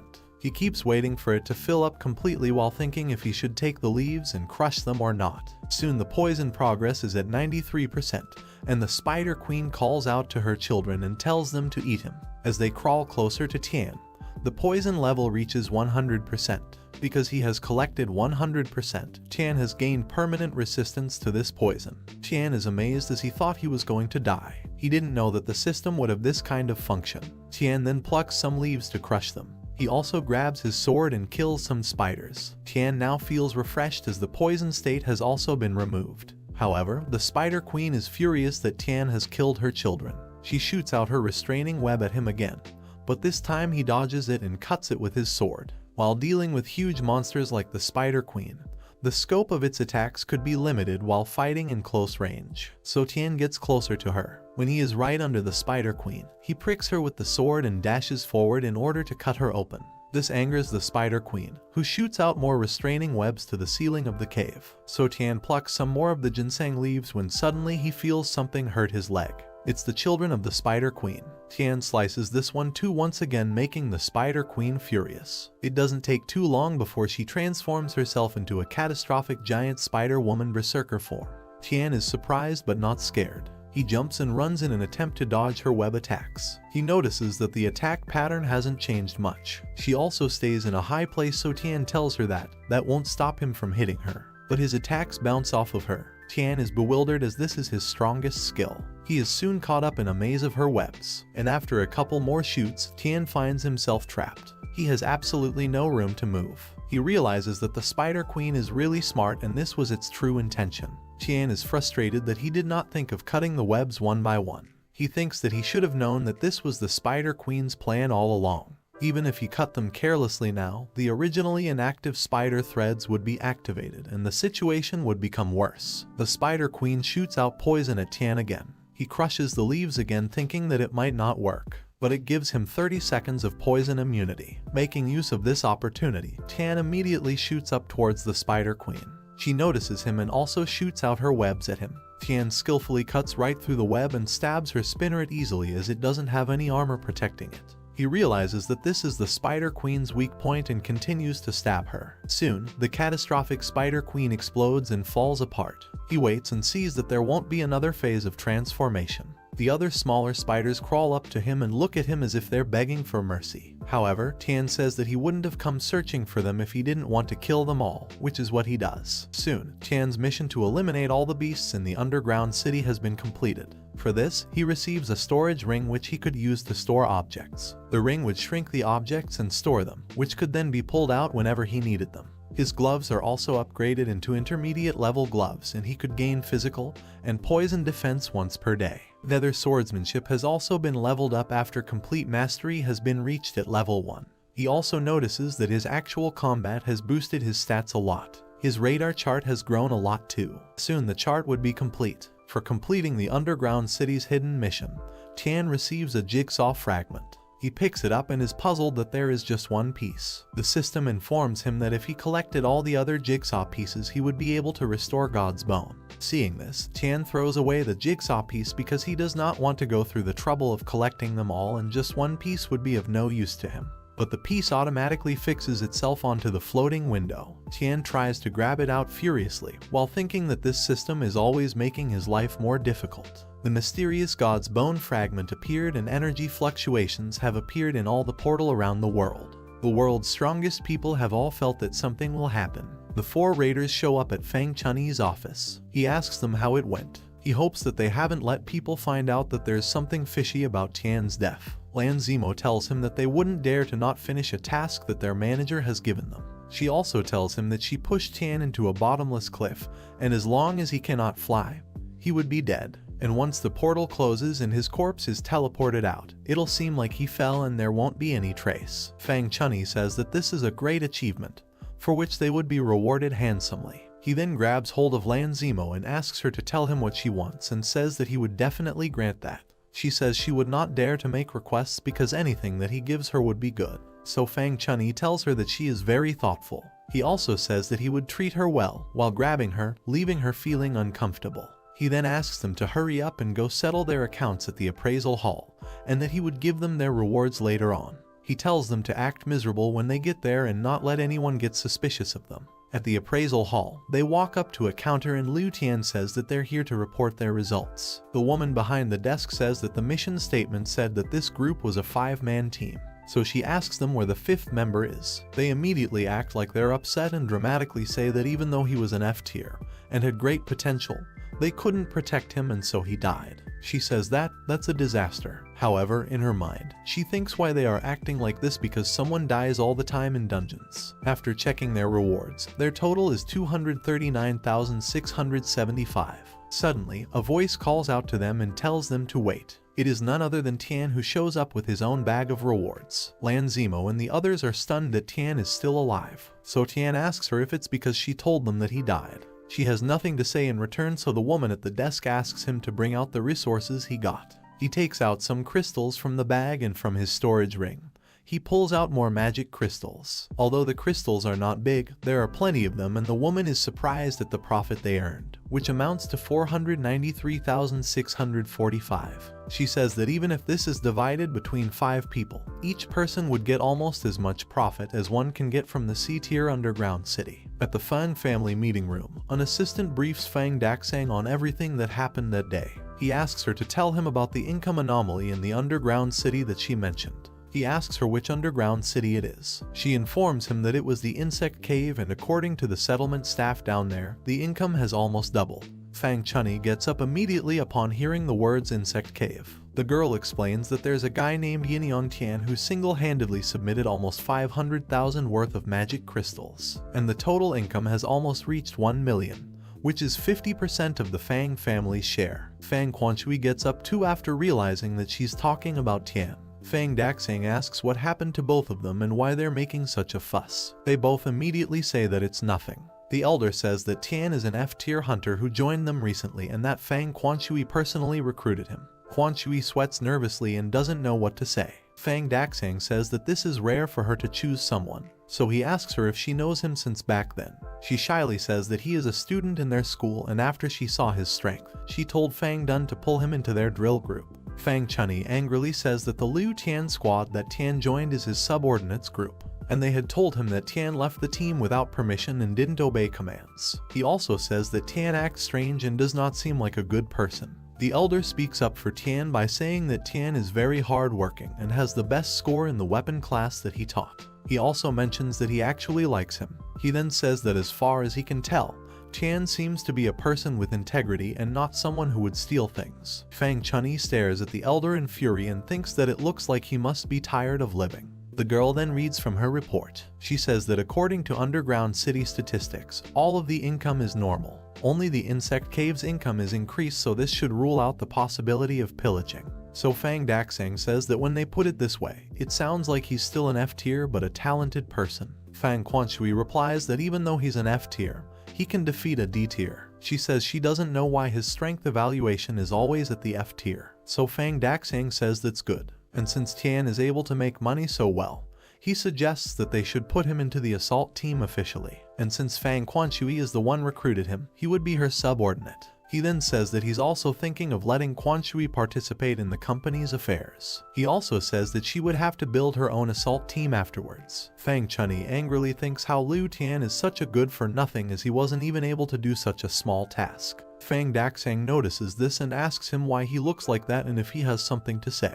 He says he has nothing to say. He then thinks that the price of messing with his plans would be death. At the Q Tang University, a lecture is going on. However, all eyes seem to be on Tian. He wonders why everyone is looking at him. Even the teacher keeps staring at him. After class, Tian and YY walk home.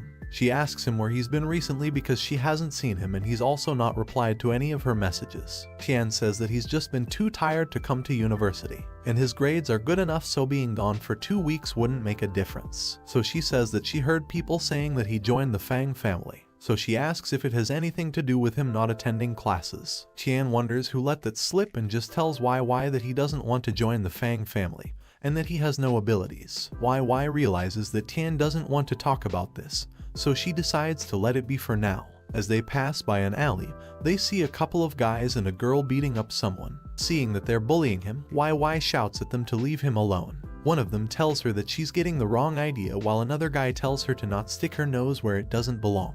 She then says that it's unfair for so many people to pick on just one guy. One of the bullies walks towards her while saying that she shouldn't think that they wouldn't hit her. Just as he's about to hit her, Tian throws a punch to his face, causing him to fall back. Tian tells him that if they have a problem, they should talk it out and not beat people up for no reason, and that bullying people only shows what weak cowards they are. Suddenly, the guys realize that he's Yin Tian. The girl also realizes that he's the Fang family guy. Soon, the bullies run away, thinking that the guy they bullied has a bodyguard. YY goes up to the guy and asks him if he's okay and if they should take him to the hospital. He immediately gets up and yells at his bullies that they should be glad to be alive. He also says that he has a bodyguard now, so he would like to see them try to beat him up now. This leaves Tian and YY feeling confused. The guy continues to call the bullies names and swear at them. So Tian and YY turn around and decide to leave as it looks like he's fine. After the guy is done yelling at his bullies, he turns around to thank Tian and YY, but they both have already left. The next day at the Q-Tang University, Tian is beyond puzzled to see that the guy they helped before has started a Yongtian club for him and is hiring recruits for it. He says out loudly that even though some people in the world are awakened, most people are still mundane. But some awakened hunters try to bully the weaker people. He then says that Yin Yongtian plans on being their savior and help such mundane people be free from bullying of the awakened people, and that anyone who joins the club would be protected by Tian. No matter who the person is or how many people, Tian would protect them. He then talks about his story of the escape from bullies after Tian showed up. One of the other students thinks that this guy must be mad to be recruiting people at school. Another student says that when he heard that Tian was joining the Fang family, he thought it was ridiculous, but it turned out that he's an F tier too, so he asks how he could protect anyone. Another student agrees to this and says that an F tier must be good against normal people but not against more powerful hunters. Tian runs up to the guy and smashes the table and tears the whole thing down, asking how he could make a stall for him. Later, he tells the guy that he's trying to bring people into a group that follows a guy who he does not even know. He asks him what he was thinking and when he asked for a fanbase. The guy says that Tian's heroism the day before really moved him and so felt like he could make a difference to the world. Tian orders him to get out of here and not do anything like this again. In class, students talk about how Tian got tangled up with the guy who was bullied. Another student says that the guy is clingy and won't be shaken off easily. The student behind YY tells her that Tian is the talk of the town again. YY thinks about how she didn't think the club was that bad, but it turns out that Tian's actions can draw out the attention of Ronin with ulterior motives, so they would have to be careful. Since people began to awaken their abilities, those with powers have taken advantage over those without. Eventually, the government began to take control of those with these abilities and many were recruited into security forces. However, some still remain who try to take advantage of mundane people. Some evil people are even worse than them. They usually abide by the law by day, but in secret, they take pleasure in killing people. At some point, they organized and started calling themselves Ronin, and they are a great danger to society. In a small alley, two guys talk amongst themselves. One of them says that Q-Tang University has someone who's acting super bold by saying that he wants to set up a group to protect mundane people. The other guy says that the guy must be trying to declare war on them and should be taught a lesson. The guys then see a man walk by. One guy says that his suit looks expensive, so he must be rich, and the other guy says that they should get to work. Soon, the man asks them to let go of him. He asks them to not kill him and says that he would give them anything they want. The guy says that he got it wrong because they're not here for his money. He says that they came to kill him for his money. They walk towards him, ready to attack him, but before they are able to do so, someone grabs both their heads and they're both shoved to the ground by their heads. The person asks the man if he is alright. He tries to think of who she is and the girl says that she's a guardian. Guardians are those dedicated to protecting mundane people from hunters. She drops her card to the ground and underneath her hood is YY. Tian is at home, thinking about the guy who made the club for him. He cannot believe such people exist. He wonders how that guy could be like that. Tian's thoughts are soon interrupted by a notification on his phone. Picking it up, he sees that it's a message from the same guy, He Jisheng. In the message, he apologizes for his actions and says that he wants to make it up to him. He says that he had a pass to an unknown dungeon, so he invites Tian to come with him and says that all the spoils will be his. Tian has no idea how this guy got his number, but he texts him a no anyways. He Jisheng texts Tian back and says that he should make some time for him as their friends. However, Tian simply asks him to piss off. As the Fang Elder leaves the building to get to his car, someone creeps up behind him with a weapon. He senses this and turns around to see Fang Chunhei. He asks the elder how he could dare to protect Tian against his own orders and stabs him with a knife. Chunhei leaves a card next to him before fleeing. The team cleaning up the crime scene informs Fang Daxang that a card was found next to the corpse. Daxang is surprised to see that the Ronins killed someone in their own parking lot. Later, Tian goes up to Liu Tian and asks him which dungeon they would be going to today. Lan Zimo is angry that Tian is here and Liu Tian is mad that they lost their rewards because of Tian. So, he tells him that there's a C-tier rating party that lacks some logistics, so he recommends Tian to go with them. Tian joins them and the group soon reaches the dungeon through the portal. The system presents Tian with a task of destroying all the monsters in the dungeon. The reward for this would be a physical recovery skill. Suddenly, a monster shows up and the mages attempt to bind it. Within minutes, the monster is set on fire and killed. The task completion is now at 20%. Tian is amazed that the monster didn't even get close to the mages. Tian is told that the first wave is done, so the logistics guys need to pick up all the spoils and the rest of them would go ahead. Yet another monster erupts from the ground, but that too is killed by the mages. The task completion level reaches 59%. As Tian picks up all the crystals, he watches them battle the C-tier boss called Cthonian. They raise their hands and chant and send sparks to the skies. This lands right on the boss monster and electrocutes it and kills it. Tian watches in awe, thinking that the power of magicians is amazing.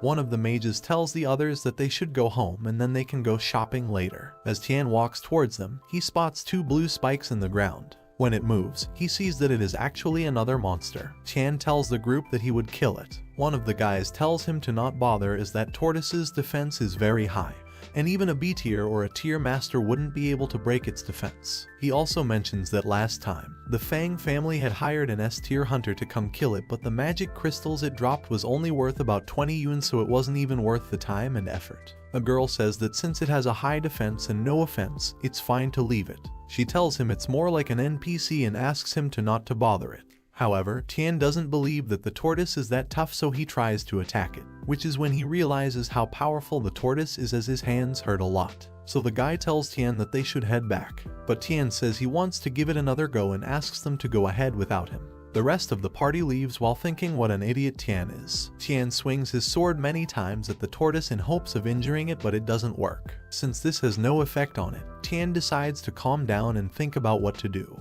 He tries to think back to all the perfect techniques he saw. Remembering the technique that the elder had taught him, Tian manages to land a perfect strike on the tortoise. This technique seems to work, so Tian feels happy that he figured out a way to do it. He continues to do this until the sun sets. At first, he had thought that he would only need about 10 perfect strikes, but right now, he's on the 98th perfect strike. He tells himself to not rush and remember the best strike. This strike makes the turtle croak and Tian has finally managed to injure it. The 99th perfect strike injures it further, and the 100th and final perfect strike allows him to slice off the head of the tortoise. Now that his task to destroy all the monsters in the dungeon has been successfully completed, Tian receives a physical recovery skill, which would enable him to immediately restore his stamina once per day. And because he completed a streak of 100 perfect strikes, he receives an ability called as the Adjudicator, using which he could upgrade any move to the perfect state and help break the upper limit of any skill. After Tian gained the title of Adjudicator, his power has increased quite a lot. In the next few weeks, he successfully defeated several low-tier dungeons and became even stronger. Tian thinks that the Fang family dungeons are not challenging anymore, and because he's still not qualified to enter a high-tier dungeon, he has no choice but to text Zhisheng. He wonders what tier the dungeon that he mentioned is, so Tian texts him and asks him when they can go to the dungeon that he mentioned before. Zhisheng immediately replies that they could go tomorrow. Nowadays, dungeons are like mineral deposits. Most of them are monopolized by the government or large groups, but dungeons constantly appear, so it's impossible to completely monopolize them, causing unrated dungeons to appear frequently. This kind of dungeon would have unstable output, and that's why the Fang family and other large groups are reluctant to claim it. Although the government did control it, they're not really exploiting it. This is what is called as an unclaimed dungeon.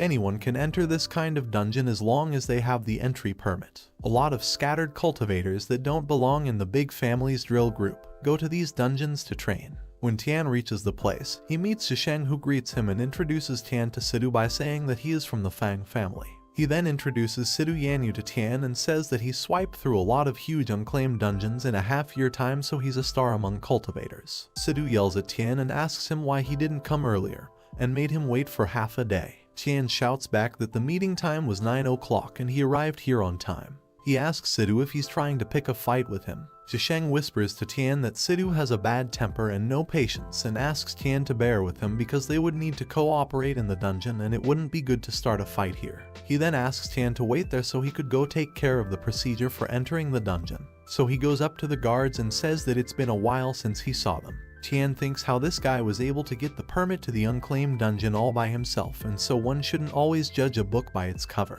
Jisheng shows them the 2 permits. The guard tells him that he is pretty resourceful, but after a closer look, he sees that it's a low-tier permit while the dungeon's tier is a bit higher. So he says that this isn't enough. Jisheng slyly asks him to let them enter as they're not strangers. The guard disagrees and Jisheng asks if they were pleased with the method he recommended last time. He also says that he has a better one this time and they would be able to gain more money easily with this one. The guards can't refuse this offer and give him permission, and Jisheng calls out to the group. The task that Tian receives for this dungeon is to eliminate all monsters, and the mission reward is unknown. The group then notices a couple of goblins. Tian thinks that there's so many of them that it's going to be troublesome. Sidhu uses his fingers and creates sparks, which soon sends an explosion towards the goblins and wipes them all out, and 30% of the mission is complete. Jisheng and the others admire how strong Sidhu is. To Tian, judging from the range in which Sidhu attacked, it is similar to the flame performed by the C-tier assault team, or it might be stronger than that. Sidhu says they should move forward and leads the way. Soon, the group reaches a dark room.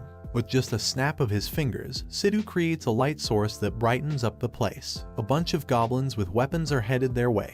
Tian strikes them all and kills them in no time at all. The other party members cheer that they're very lucky this time because Tian is also strong. But Sidhu disapproves of Tian's technique and says that this floor is already old. Using slash skill could break the support pillar and the house might have broken down. Tian asks if he's trying to teach him how to do things. Jisheng tries to calm them down by reminding them that the main priority is to eliminate the goblins. As they continue to walk, Tian spots a crack in the wall, so he asks Sidhu to provide light for him as he wants to see if there are any monsters remaining in there. Sidhu says that if Tian wants to waste time, he should just go by himself, and that people like him would never be able to beat the boss. Jisheng thinks how one of them has an OCD and the other is a tyrannical maniac, so it's hard to make them work together. Sidhu tells Jisheng that he could go with Tian if he wanted to, but the other 2 guys decide that even though Tian is strong, he dawdles a lot, so following Sidhu would be the best option. When they face another huge goblin, all Sidhu does is a slight movement with his fingers, and that's enough to set the goblin on fire and causes it to come crashing to the ground. Sidhu walks away and the others inform him that the goblin is still moving. Sidhu just tells them to kill it if they want to and not waste his time. Jisheng is with Tian. Tian tells him to go if he wants to and asks him not to follow him. Jisheng says that he's the one who asked him to come to this dungeon, so he couldn't leave him alone. Tian comes across a goblin, which he immediately slays. Sidhu and the others reach a giant door and think that this must be the boss room. Sidhu breaks the door down by using his powers to burn a hole through the wall. Inside the room is an armored monster sitting with a huge sword. The group wonders if this is also a goblin. Sidhu is battling the goblin boss. He sets the boss on fire, but it does nothing to him as he has on a fire resistance armor, due to which he is able to easily walk away from Sidhu's attacks. So, Sidhu decides that he would just raise the temperature of the attack instead. But when Sidhu does this, the goblin boss blocks his fire attack with ease. So Sidhu decides that the best tactic would be to overpower the boss with quantity. So he shoots fireballs at him continuously. This works and leaves the boss phase for a moment, and so Sidhu gets closer to him and places his hands on the boss's eyes and shoots fireballs. Soon, the boss is set on fire and falls to the floor. After the boss has been killed, the group receives many materials. Sidhu tells the other members to collect it quickly so they can go to the next dungeon. Later, when Tian meets up with them, Sidhu tells him that since he is so happy looking for scraps, he should go inside and take the leftover materials, which Sidhu would be glad to give him. Tian says nothing to this, and the rest of the group follows Sidhu to the next dungeon. They say that they feel at ease following Sidhu. Tian and Jisheng spot a great sword. Jisheng is surprised that no one wanted the sword and left it behind. The system alerts Tian that 100% of the task has been completed. But Tian decides to make sure that there are no secret passages. So he knocks on the wall and the system shows him that only 99% completion has been achieved. Within a few moments, the completion level drops to 98%. Jisheng calls Tian and asks him to look at something that is in front of him. Tian sees a huge creature holding the great sword in its hand. Tian immediately asks Jisheng to stay back and gets ready to fight the beast. The monster roars and Tian jumps up on it and gets close enough to its neck. Tian uses a sword wind release move to attack the beast. Within moments, the monster takes a tumble to the ground. Jisheng is in awe of the instant kill. The monster does not seem to be dead, so Tian says that something isn't right. The head of the monster glows brightly and it soon manages to get up and swing its sword around. Soon, the monster's head seems perfectly intact and there's no sign of injuries. Tian can't believe that it revived. Then, the beast runs towards Tian in order to attack. Although the boss can revive, it is very fragile and has a low movement speed. After a while, Tian manages to easily slay him multiple times. However, the boss keeps resurrecting. When Tian kills the boss for the 7th time, the light begins to disappear. Zhisheng says that after 7 times, the boss is finally dead. But Tian warns him that something is not right and tells him not to come here. Soon, the lights begin to gather together, and the boss revives into a tier boss called the Goblin Warrior. Tian and Zhisheng are shocked that the Goblin boss evolved. The Goblin Warrior swings its sword at Tian, which produces 3 blades of lights. Tian is stunned upon seeing this, and all of the lights do some damage, so Tian learns that it is not an illusion.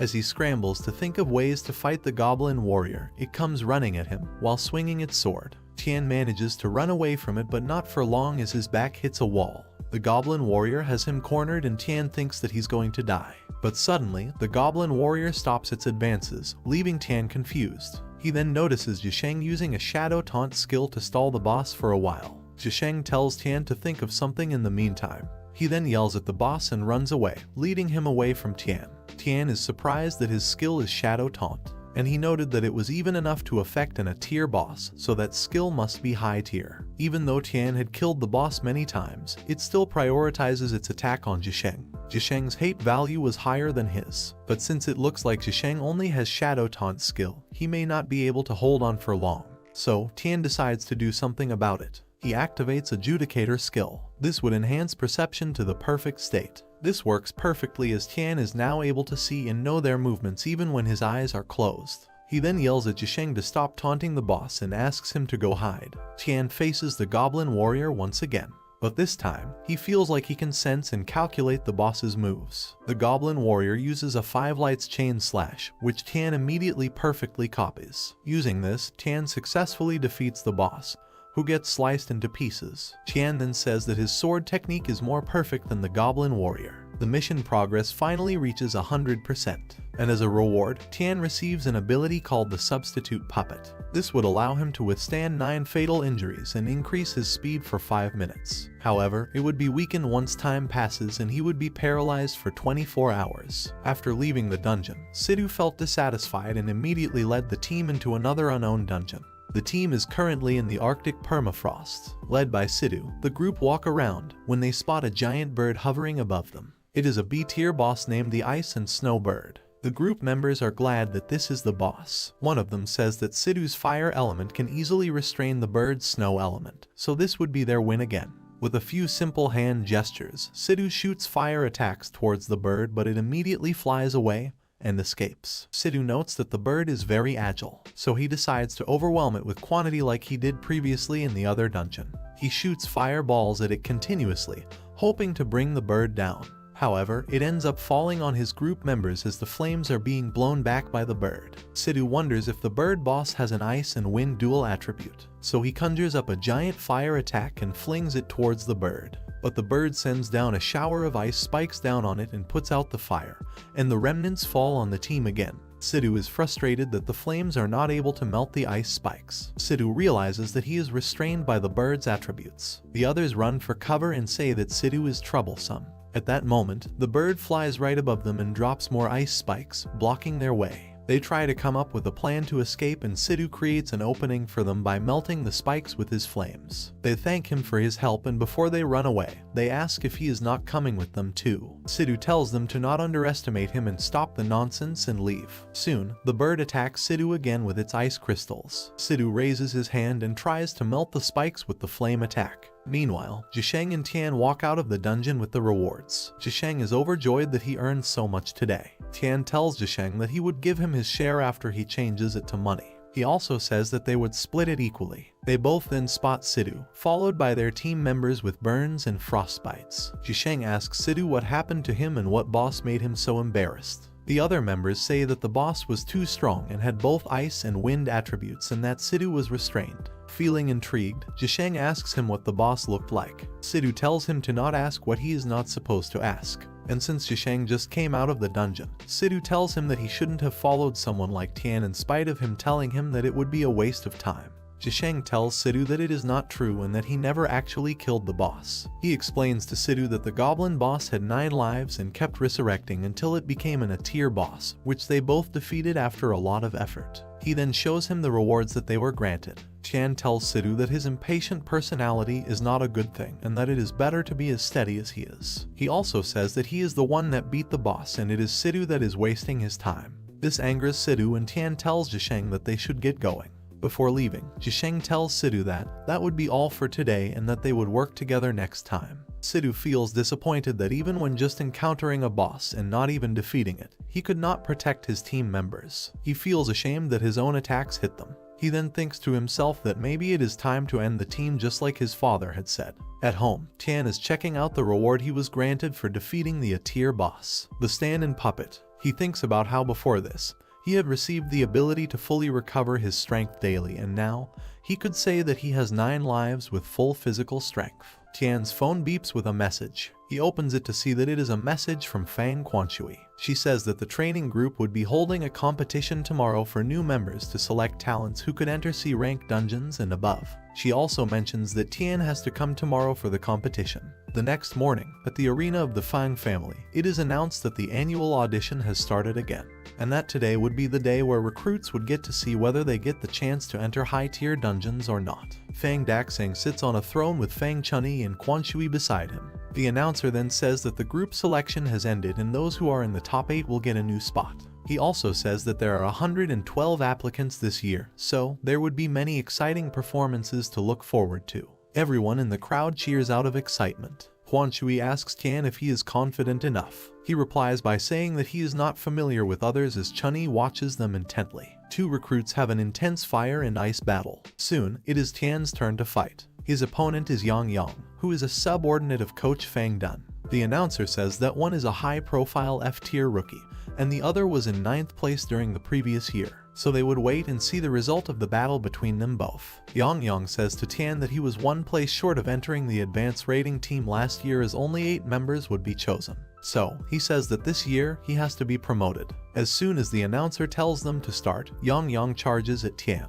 However, Tian uses Ferocious Tiger Punch on him. This causes Yang Yang to fly back and hit himself against the wall. The announcer says that last year's 9th place has been defeated in seconds and so, the winner is Yin Yangshan. Seeing this, Fang Daxang tells Quanshui that the rumors are true and that she really found a treasure. At the end of round 2, Yang Yang is once again beaten by Tian. By the end of round 3, Yang Yang asks Tian for mercy. Soon, this year's top 8 candidates are selected and congratulated and Tian is one of them. Standing next to him are Lan Zimo and Liu Tian. Tian tells them that he did not expect them to be here too. Lin Ting tells Tian that he underestimated him before he watched his battle. Then, the announcer says that these 8 candidates can now enter C-tier, or higher rating teams, but the battle isn't over yet. There are 7 more games left to decide the champion.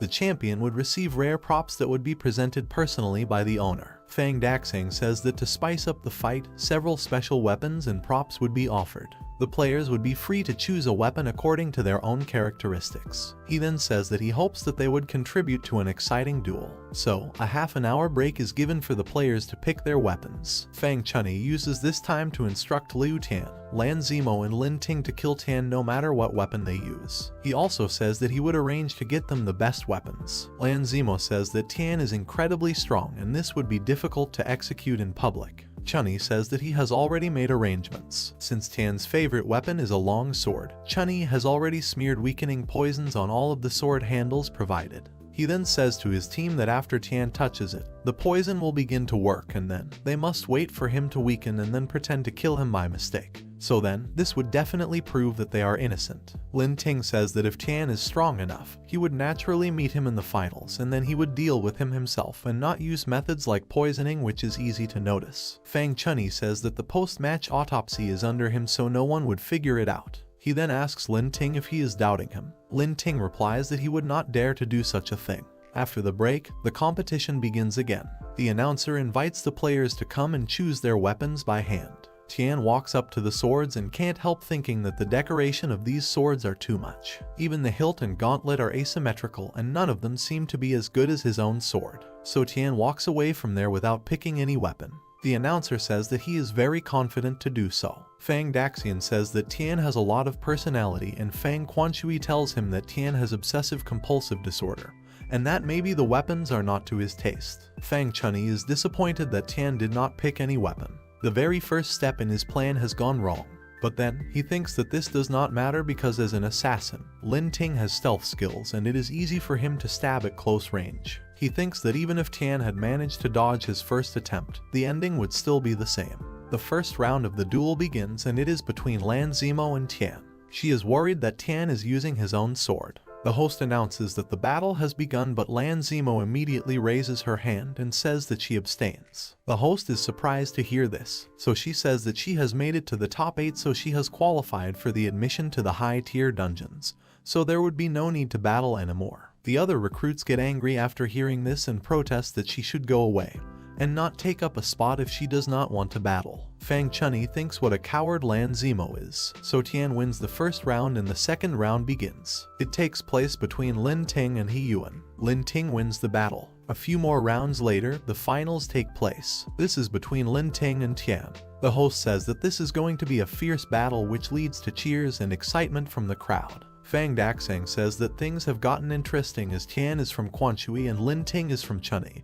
and they're both the ones meeting in the finals. So, Daxian looks forward to the results. Fang Chunyi and Quanshui watch on keenly too. Soon, the duel starts and immediately, Tian and Lin Ting clash their swords. They each try to push the other off until they both stumble backwards. Tian then slashes his sword which emits 3 blades of light. This shocks Lin Ting. Suddenly, Lin Ting has disappeared and Tian is beyond confused. Fang Quanshui realizes that Lin Ting has used stealth to hide himself. Tian looks around him, trying to figure out where his opponent is. Suddenly, he senses a presence near him and holds his sword in front of him. This works effectively to block Lin Ting's attack. Lin Ting is surprised that Tian was able to do so. He thinks how if Tian had not blocked him, he would have been able to cut through his abdomen. He wonders if Tian can see him, so he decides to test it out just to make sure. He places his sword in front of Tian's chest, but there are no reactions from him, so he realizes that he cannot see him. So he goes to attack him with the sword. However, Tian senses it and dodges it and attacks back by swinging his own sword. So Lin Ting realizes that Tian would be able to see him as long as he attacks him. Tian has already raised his perception to perfection, but Lin Ting adds more speed to throw off Tian. Tian is unable to keep up with Lin Ting's movements. Fang Chunyi watches this smugly and thinks that the first attack of the dagger has already cut him, and the more he moved, the quicker the dagger would take effect. Soon, Tian is marked with cuts and bruises and he still cannot keep up with the speed. Suddenly, he drops down to his knees. Lin Ting then reveals himself. He has stabbed Tian with his dagger. Fang Quanshui watches in horror and Lin Ting is announced as the winner. He says to Tian that it is fun to kill people. Now that Tian can see him, he grabs hold of his shirt and says that he caught him. He then throws a strong punch to his face and Lin Ting takes a tumble. Then, Tian uses the stand and puppet ability which would help him resist a fatal wound and instantly restore 15% of his HP. Upon using this, Tian's wound immediately starts to disappear and heal. Because of Tian's perfect punch, Lin Ting has been knocked out completely. The host says that Tian's chest was penetrated and he was still able to successfully counterattack and used his healing skill as a last resort. He then announces that the winner of the final duel is Yin Yangshan. The crowd erupts into cheers and even Fang Daxian says that it was very good and that Tian used a very smart battle tactic. He then notices the dagger on the floor. He recognizes it as the bloodthirsty dagger. Due to its overly violent nature, it should not have been one among the provided weapons. Tian's chest was penetrated by this dagger and even if he had healed, he should not have been able to bounce back like that. So he thinks that it's not just Tian's abilities that cannot be tested, but that he also has other secrets. Tian was able to defeat a B-grade assassin while using an A-tier weapon, so Daxian is afraid that his real abilities are not beneath Chunyi. The champion is then asked to come up and receive the prize from the master. Tian is congratulated by Fang Daxian, who says that a talented person like him has come from the Zhongshan generation. He also says that Tian is very good and it is no wonder that Quanshui has always admired him. Tian tells Fang Daxian that he is too kind. Daxian then says that since Tian uses a sword, he would give him a sword as a prize. He presents him with a sword and says that it is called the Last Clouds of Kanton. In his mind, Tian thinks that is not right. Tian thanks Daxian for it and says that he does not need the sword. Fang Quanshui tells Tian to not be disrespectful and hurry up and accept it. But Tian refuses it yet again.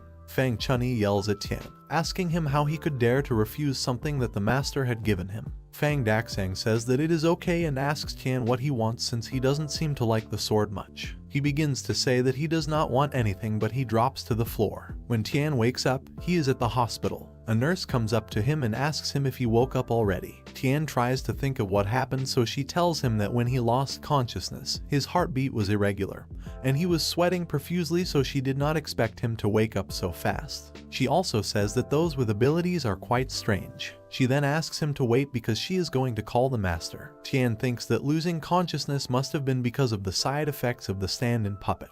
He also realizes that he is in the Fang family's medical center. The skills description had said that he would be paralyzed for 24 hours, so Tian wonders how long it has been. Since he also has a body recovering skill that he received after defeating the turtle, he is sure that he would be able to get up immediately. Fang Daxang shows up with Chunyi and Quanshui and asks Tian how he is doing. Tian says that it is nothing and that he can go home soon.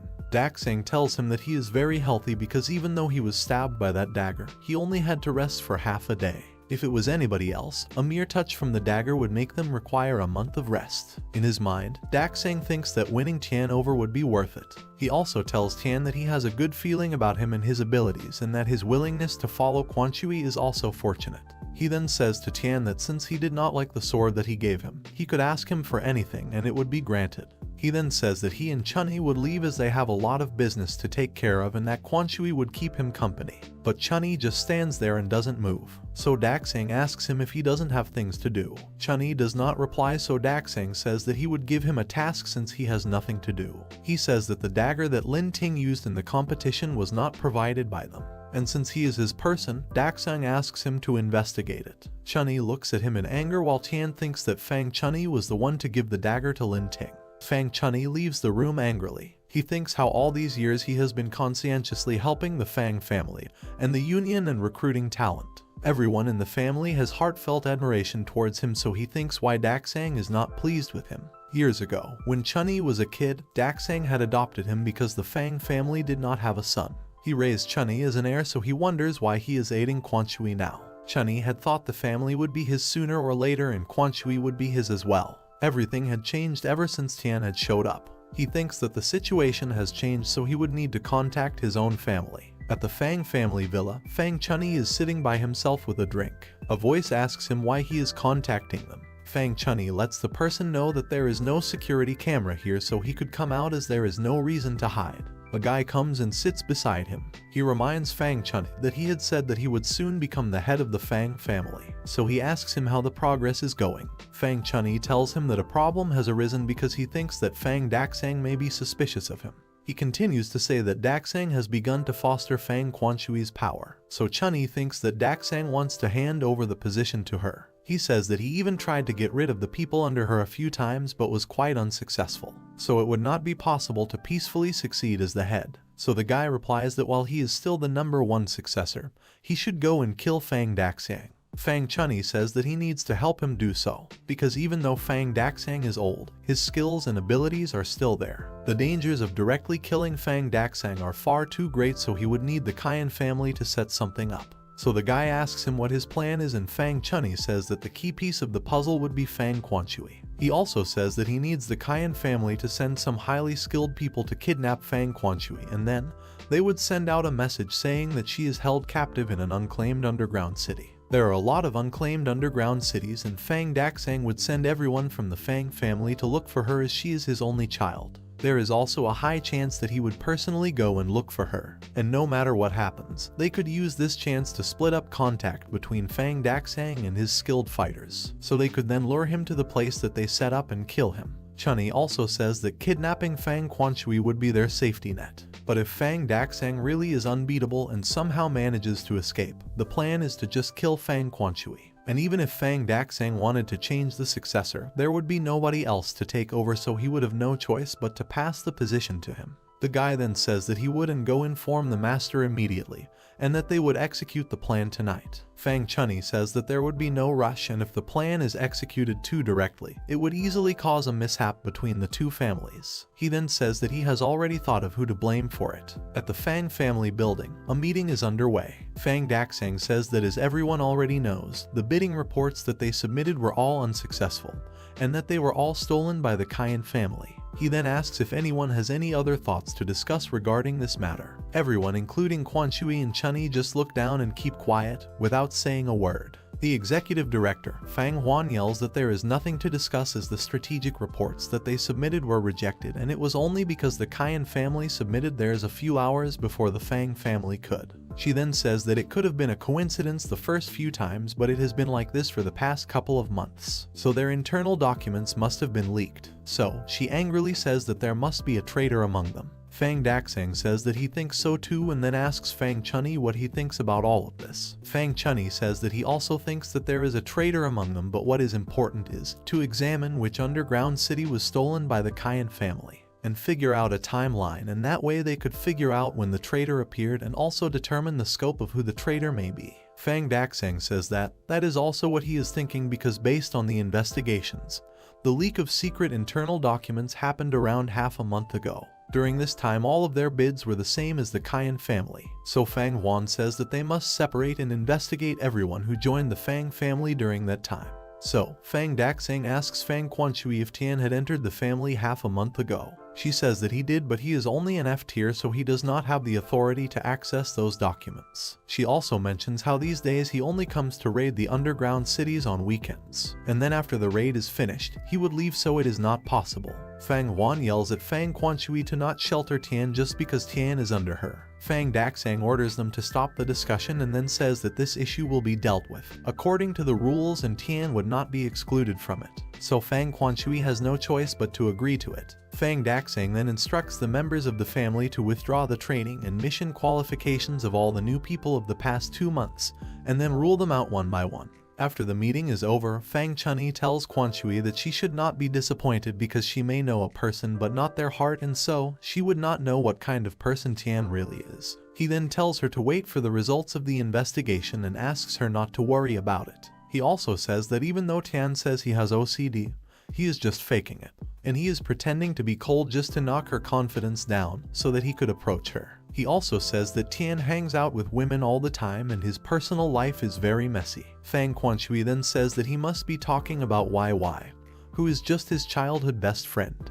She also says that Ben has already reported that the interactions between Tian and YY are quite refrained. Fang Chunyi says that YY goes to Tian's house and nobody knows what a single man and woman do at home. To this, Fang Quanshui tells Fang Chunyi that not everyone is like him. She says that she knows about the things that go on between him and the female hunters under him. She then advises him to be careful as Fang Daxang could easily handle his personal life matters. After saying this, she walks away. Quanshui goes straight to Tian's house and waits outside his door and nervously thinks that she actually came here. Fang Quanshui knocks on Tian's door and then asks herself what she is doing here. She then tries to tell herself that she just came here to inform him of the company's resolution in person and not to confirm anything.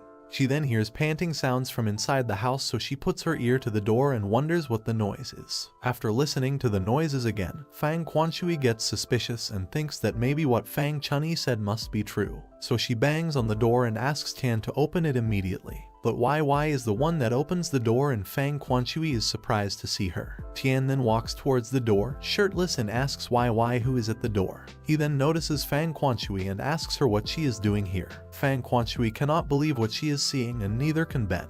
She then assumes that Fang Chunyi must be right as Tian has no clothes on right now. YY says that she does not know why they are here but still asks them both to come in. But before Fang Quanshui can even enter, Tian shouts at her to stop and take off her shoes first as they both just did a major cleanup. Fang Quanshui then says that she feels relieved that they both were just cleaning the floors, and Tian asks her what she means. After Ben and Fang Quanshui enter, Tian apologizes to them as this is just a single apartment and there are no extra stools, so if they have anything to say to him, they would have to talk while standing. Ben says that is rude and that Tian should at least let Fang Quanshui sit on his bed. Tian says that there is no way he could allow that because he had just cleaned the room. Ben begins to shout at him again, but Fang Quanshui stops him and says that it is okay as they won't be staying here for long. She then tells Tian that there is a rumor that the Fang family has a mole, and because of this, the family is investigating him, and so he would not be able to go to the group practice for now. YY gets mad after hearing this because all this time, she had been asking Tian if he has entered the Fang family and he had never been honest with her. Tian replies that he did not tell her because he thought that she would be worried. Then, Fang Quanshui tells Tian to not worry about this as he would be allowed to train again after the suspicion has gone down. Tian says that this does not matter to him because he did not want to join them anyway, so he would just take this opportunity to quit. Fang Quanshui says to Tian that he is already one of her people, so he would legally not be allowed to leave. YY grabs Tian's arm and tells Fang Quanshui that Tian does not belong to him and that she should not be sentimental. Fang Quanshui asks YY if she does not know about the regiment policy according to which Tian is hers now.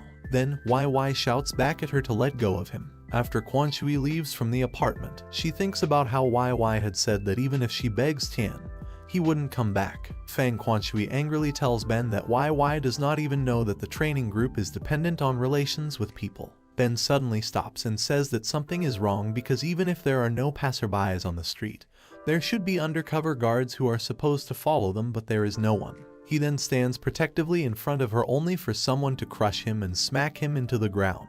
Fang Quanshui runs to Ben to see if he is okay, and a voice tells her that she should not get close to him as they don't want to crush her too. She turns around to see who said that, but before she can, she falls unconscious, and a hooded figure catches her. He then tells another hooded person that the mission is complete and asks him to take Fang Quanshui to the unclaimed dungeon. At the Fang family building, Fang Daxang sits in front of his computer when suddenly, the screen begins to glitch. Noticing the distorted display, he wonders if the screen is broken. But suddenly, the face of a masked man pops up on the screen. He lets Fang Daxang know that they have his daughter, Fang Quanshui, with them. He also informs him that he would have to hand over 300 million if he wanted his daughter to be safe. He concludes by saying that he should not try any tricks as they would kill her right away if anything goes wrong. Out of fury, Fang Daxang punches at him through the computer screen. To him, anyone that kidnaps his daughter is seeking death. Meanwhile, the same video clip was synced on every single screen in the Fang family's household. In no time, the news of Fang Quanshui being abducted spread within the Fang family. Several people who are under the Fang family gather at the building.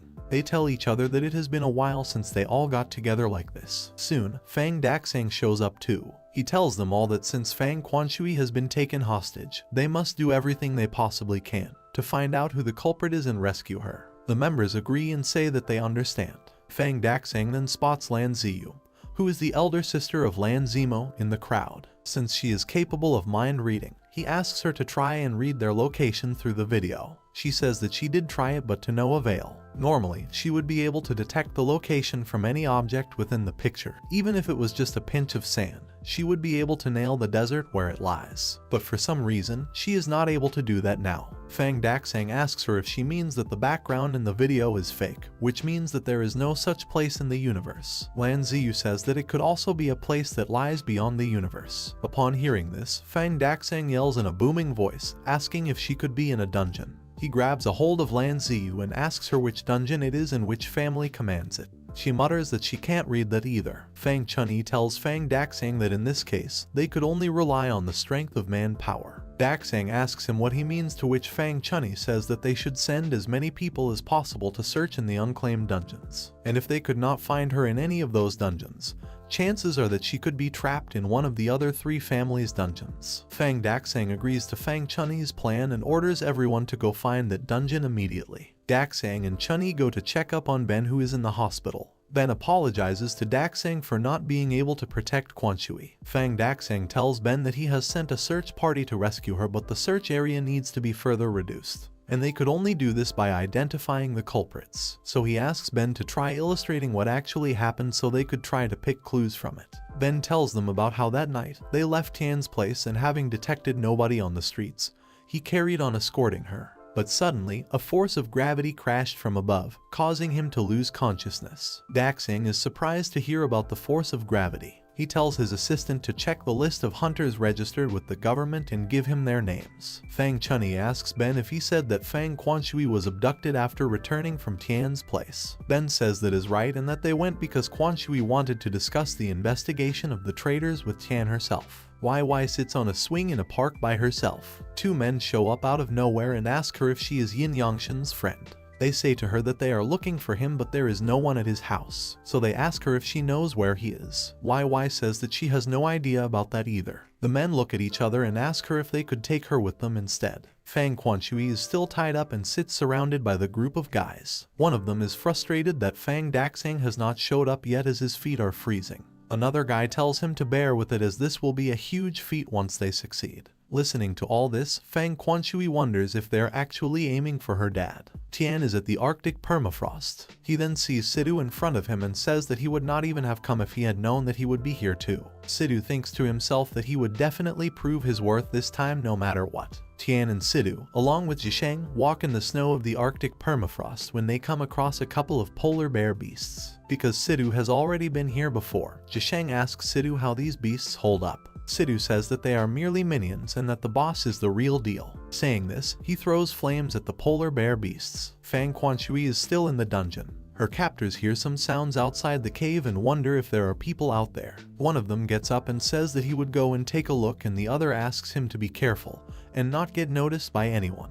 After the beasts have been defeated, Zhisheng appreciates Sidhu and says that it was amazing. Sidhu says that now that the beasts have been cleared, the boss will wait for them at the other side of the forest. Tian asks him if he is sure that he has killed every single beast here. Sidhu angrily says that he even burned down every single tree and asks him what more he wants him to do. As the three of them continue to walk ahead, Zhisheng tells Sidhu that they need to come up with a good plan to avoid defeat from the boss. So he asks Sidhu to tell him about the boss's appearance and skills so they could plan specific strategies to counter its abilities. Sidhu explains that it is a snow falcon and apart from its absurd agility, it is also capable of generating air blasts, which can counter his flames by flapping its wings. He also says that it even has the ability to bombard them with frozen crystals. Sidhu would not be able to melt the ice completely with his flame because the falcon's attacks consist of a fusion between two different elements. Zhisheng thinks to himself how it's always been thought that fire is the best counter to ice, but wind could be a good counter as well. So he asks Tian if he is skilled in the wind element. Tian says that sword wind is all that he is capable of and Zhisheng says that they would manage with that. So Zhisheng huddles with them and explains to them how while Sidhu's flame might be put off by the snow falcon's air blasts, a suitable amount of wind would fuel it further instead. So he tells them both to cooperate with each other. Tian's sword wind would raise the temperature of Sidhu's flame and help to melt the ice crystals. Besides that, the sword wind would be able to counter the air blasts and prevent the flame from being blown back to them. Tian says that is true as even a campfire can be reignited when it is blown at. So Sidhu agrees to try out and execute this plan. Tian compliments Zhisheng and says that his planning was impressive. Zhisheng says that he might not look like it but he is actually quite devoted to war histories, so the strategizing could be left to him. Sidhu then tells them to stop bluffing around as the boss is here. Tian gets ready with his sword wind and Sidhu prepares the flames. Zhisheng tells them that since it is their first time cooperating, it would be better to test things out first with some lesser scaled skills. So Tian and Sidhu go ahead and put their skills combo to the test. The winds swirl around the flames and when it hits the falcon's wing, it succeburns a portion of its wings away. The snow falcon then drops ice crystals on them. However, Sidhu and Tian work together to cause a wind and flame tornado to keep the ice crystals away. In no time, the falcon finds itself caught in the midst of it and the whole thing explodes. Fang Quanshui's abductor watches this explosion from where he is standing. He tells himself that it must be just some random raid team and that they would just leave after they defeat the boss. Tian, Sidhu and Zhisheng leave after the boss has been killed. Tian then senses that something is off and asks them if there is a humanoid beast in the dungeon too. The abductor returns back inside the cave and the others ask him what is going on out there and if Fang Daxang has come. He tells them that it is just a random raid team who have already left. The other guy says that it seems like they can't block people from entering an unclaimed dungeon after all, but it should not be a problem as long as they do not try to mess with them. Fang Quanshui nervously asks them if Daxang is not here yet. Sidhu asks Tian what he means by a humanoid beast because all the beasts in this dungeon are in the form of an animal. So Tian says that it is weird that there are footprints in the snow that look like they belong to a human. So they go to take a closer look at it, and Zhisheng says that it is a human footprint, and considering the size of the footprint, it looks to be a male's. They then see that the footprints lead in the opposite direction. So Tian suggests that they should explore a bit more as they can't eliminate the possibility of there being a humanoid beast in this dungeon, and Sidhu also agrees to this. At the Fang family building, the two men have brought YY to Fang Daxang. He immediately asks her to tell him where Tian is since she is his friend. YY says that all along she has been saying that has no idea. The men accuse her of covering up for Tian and say that she is his comrade. They also ask her to tell them where Fang Quanshui is, because she won't say anything. Fang Daxang informs her that they have hunters who could uncover her memories if she is unwilling to tell them anything. He also adds that having her mind read would not be a great experience. YY tries to defend herself by saying that they are all going against the law. Fang Daxang says that he is the law here. He asks her to spill everything that she knows if she wants to get out of here safely. Fang Chunni interrupts them by saying that they have made progress. Fang Daxang immediately asks him to tell him all about it. Fang Chunni says that the intelligence department has discovered clues from the blackmail video. He shows him a speck of snow that can be seen in the video. He also says that there was mist around their mouths as they spoke, which means that the dungeon is freezing cold. Daxang asks how many such dungeons are there and orders for this to be investigated immediately. However, Chunni says that the investigation has already been done and that the Arctic permafrost is the sole possibility amongst the unclaimed dungeons. So, Fang Daxang orders the girl to inform everyone who is out searching to head to the Arctic permafrost as soon as possible, and then tells Chunni that they should leave too and starts to run. When asked what should be done about YY, Daxang tells him that he should watch her carefully and not allow her to escape. The three of them stumble upon the cave that the footprints lead up to. Sidhu says that they should go check out the inside of the cave, but Zhisheng says that they better not rush because if the person was in the dungeon all along, and they did not show up when they were defeating the boss, then they are definitely not here to kill the beasts. So he says to them that they should just wait and see what they are really up to. However, Sidhu and Tian convince him that they should head into the cave, much to Zhisheng's disappointment. Tian notices the jagged, unsymmetrical walls of the cave and says that he hates stalactite caves so much. He also says that nature is a terrible crafter. Upon hearing his voice, the abductors realize that someone is here. Sidhu also screams into the cave, asking if there is anyone in there. They soon hear the muffled noises that Fang Quanshui makes, so the three of them run towards the place of the noise and find Fang Quanshui all tied up. Tian asks her why she is here while the captors watch him quietly while hiding in the shadows. Tian runs up to Quanshui and asks her if she is alright. She shakes her head violently and tries to tell him to not come near her. Tian realizes that she is shaking her head, which means she is asking to stay away. Suddenly, he is unable to move forward and then notices a strange opening in front of him. While Tian is trying to figure out what it is, he senses something behind him. So he lets Sidhu know about it and Sidhu immediately takes care of it. One of the captors says that Tian is quite perceptive, so there is no point of going invisible anymore. While Tian is fighting off one of them, another one appears behind him with a dagger. Zhisheng says that they have really gotten themselves into trouble with hidden assassins. Sidhu says that they should go and give Tian a hand and help him. The two assassins surround Tian and try to stab him with the dagger, but Tian keeps dodging them until Sidhu shows up and kicks them both away. He then uses his flames skill to kill them, but they have made themselves invisible once again. Sidhu then notices Tian trying to fight off another assassin with his sword, so he decides to help him, and after asking Tian to watch out,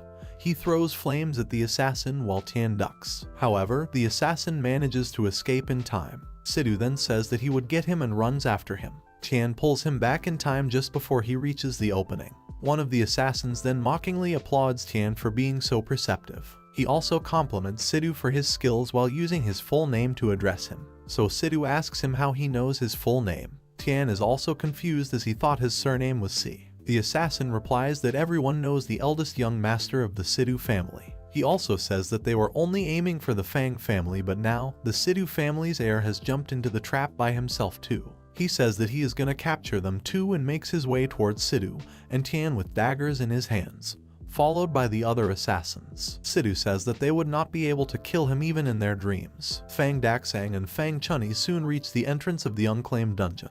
The rest of the troops get there too and say that they rushed here after being notified and that the others are right behind them as well. Fang Daxang tells Fang Chunni that they should not waste time. Then, he enters the unclaimed dungeon. While Daxang is in the dungeon, Chun-Yi crushes an object between his fingers and enters the dungeon as well. The troops try to enter next, but they are unable to do so because the seal has been re-established. They wonder if they are playing into someone's hands. Fang Daxang and Fang Chun-Yi are soon in the Arctic permafrost. They also notice the footprints in front of them. Fang Daxang asks Chun-Yi where the others are. Chun-Yi turns around and asks if he should go take a look, but Fang Daxang says that they should just go ahead. When they get close to the entrance of the cave, Fang Daxang notices that the footprints become stacked here. So he tosses his blazer aside and tells Chun-Yi they should head in because they would definitely be inside. Fang Chun-Yi warns him to not act recklessly as there are criminals inside. He also says that he might end up startling the criminals by walking right into their base, after which they might end up killing Quan Shui. Fang Daxang tells him that he could not be more wrong about that, as he is not here to rescue Fang Quan Shui. He is just here to kill the criminals. Fang Chun-Yi finds it strange and wonders if Daxang does not care about Quan Shui's safety at all. Meanwhile, Tian and Sidu are still battling the assassins while Zhisheng hides behind a wall in the cave, thinking that he should escape soon as things are not looking good. Suddenly, one of them yells that Fang Daxang is here and asks everyone to retreat. So the assassins go back into hiding by turning themselves invisible. Daxang races through the cave while punching everything in his way. He soon reaches the place and sees that Fang Quan Shui is being held hostage with Tian and Sidu standing in front of her. Tian and Sidu are both surprised to see him. Fang Daxang says to Tian that he did not expect to see him here. Chun-Yi says that it was Tian who took Fang Quan Shui hostage, and Tian asks him what he is talking about. Fang Chun-Yi then tells Quan Shui to not be afraid as they are here to rescue her. She shakes her head to tell him that he has got it all wrong. Sidu also tries to tell them that it must all be a misunderstanding. He explains to him that they just met her here and that they are not her abductors. Fang Daxang then asks him if he is the brat from the Sidu family. He then asks him if the Sidu family is involved in this as well. Sidu tells him that is not the case and asks him to listen to him. However, Fang Daxang activates S-tier physical strengthening and charges at Tian and Sidu. They both try to dodge his attack. Sidu throws flames at Fang Daxang after asking Tian to dodge it. Daxang lands a punch at Tian through the flames, which makes Tian's sword to break off into pieces. Tian falls back and Sidu asks him to quickly use sword wind. Tian first uses up the defensive gloves, which would enable him to nullify the damage from a single physical attack. Then, just like they did before, Tian and Sidu use a combination of flames and sword wind to create a tornado, which manages to trap Fang Daxang in it. Fang Quan Shui watches this with fear but thinks that he should be alright. Suddenly, Daxang sticks his hands out of it and grabs Sidu and Tian by their throats. He closes in on them to punch them but spits blood instead. Quan Shui watches this and wonders if his illness is striking again. However, Chun-Yi watches everything in satisfaction. As Tian and Sidu watch Fang Daxang cough out blood, they wonder what happened and if they hurt him that much. Fang Daxang turns towards Chun-Yi and asks him why he is not doing anything about this. So Fang Chun-Yi says that he would help and walks towards him menacingly. All of a sudden, laser beams shoot through Fang Daxang's chest, and he soon falls to the ground. He realizes what Fang Chun-Yi has done and asks him if he is siding with Tian as well. Fang Chun-Yi says to him that him siding with Tian would be such a joke. He also says that they would be killed right after he kills him. After saying this, Fang Chun-Yi uses the beams to bring him down, but before the beams can pierce him once again, Fang Daxang punches it and blocks it from touching him. He then closes in on Fang Chun-Yi and is about to attack him, but the hidden assassins soon show themselves and stand beside Fang Chun-Yi.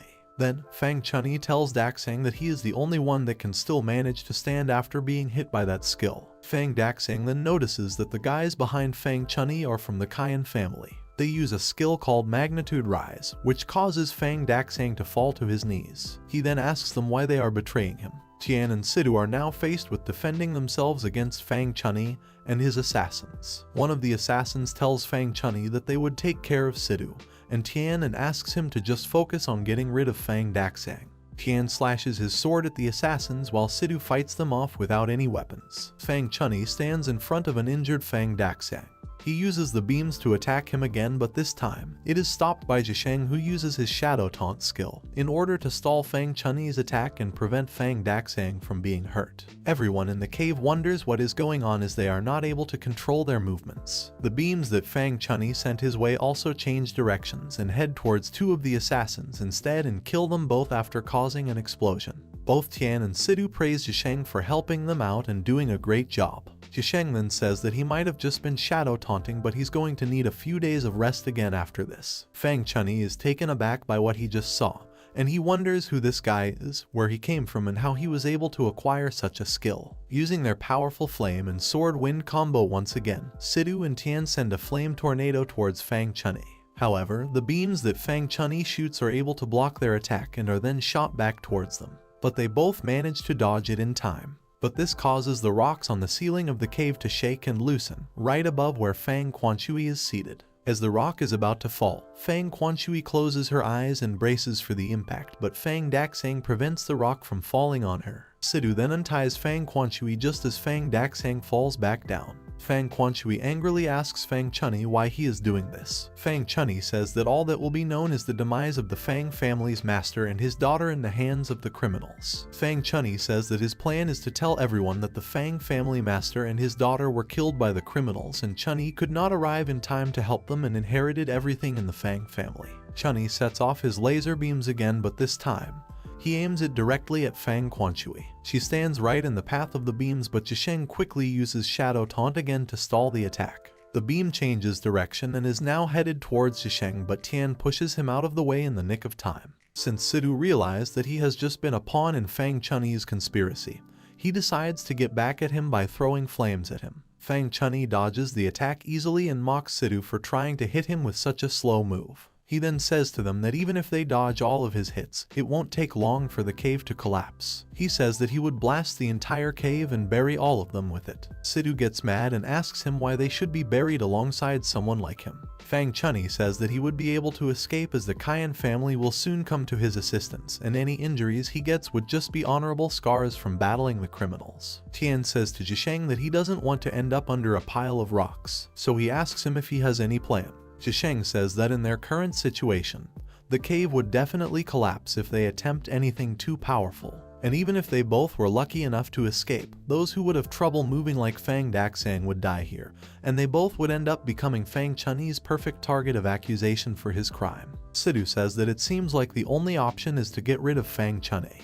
Zhisheng says that for once, Tian and Sidu are able to agree on one thing, so he now has a plan. Fang Chunyi notices them talking amongst themselves and he asks them what they are babbling about. All of a sudden, Tian leaps towards him and Chunyi calls him trash for trying to come at him. He tries to stop Tian, but Zhisheng uses Shadow Taunt skill and deflects the direction of Fang Chunyi's attack, and Tian uses this opportunity to nail a perfect right uppercut on Fang Chunyi. However, he dodges it easily and says that even though he is not an expert at close combat, there is no way a weak punch like that would hit him. This enrages Tian and he jumps at Fang Chunyi and grabs a hold of him. While Fang Chunyi is wondering what Tian is trying to do, Sidu uses Sacred Eruption. Fang Chunyi knees Tian in his stomach, but Tian doesn't let go. Tian tightens his grip on him and asks him how he is going to escape now. Fang Chunyi tells him that he is crazy and trying to bring them down together. Suddenly, the ground beneath them erupts and blows up. For a moment, it seems like Fang Chunyi is surrounded by the flames, but he soon straightens up and mocks Tian for being an F-tier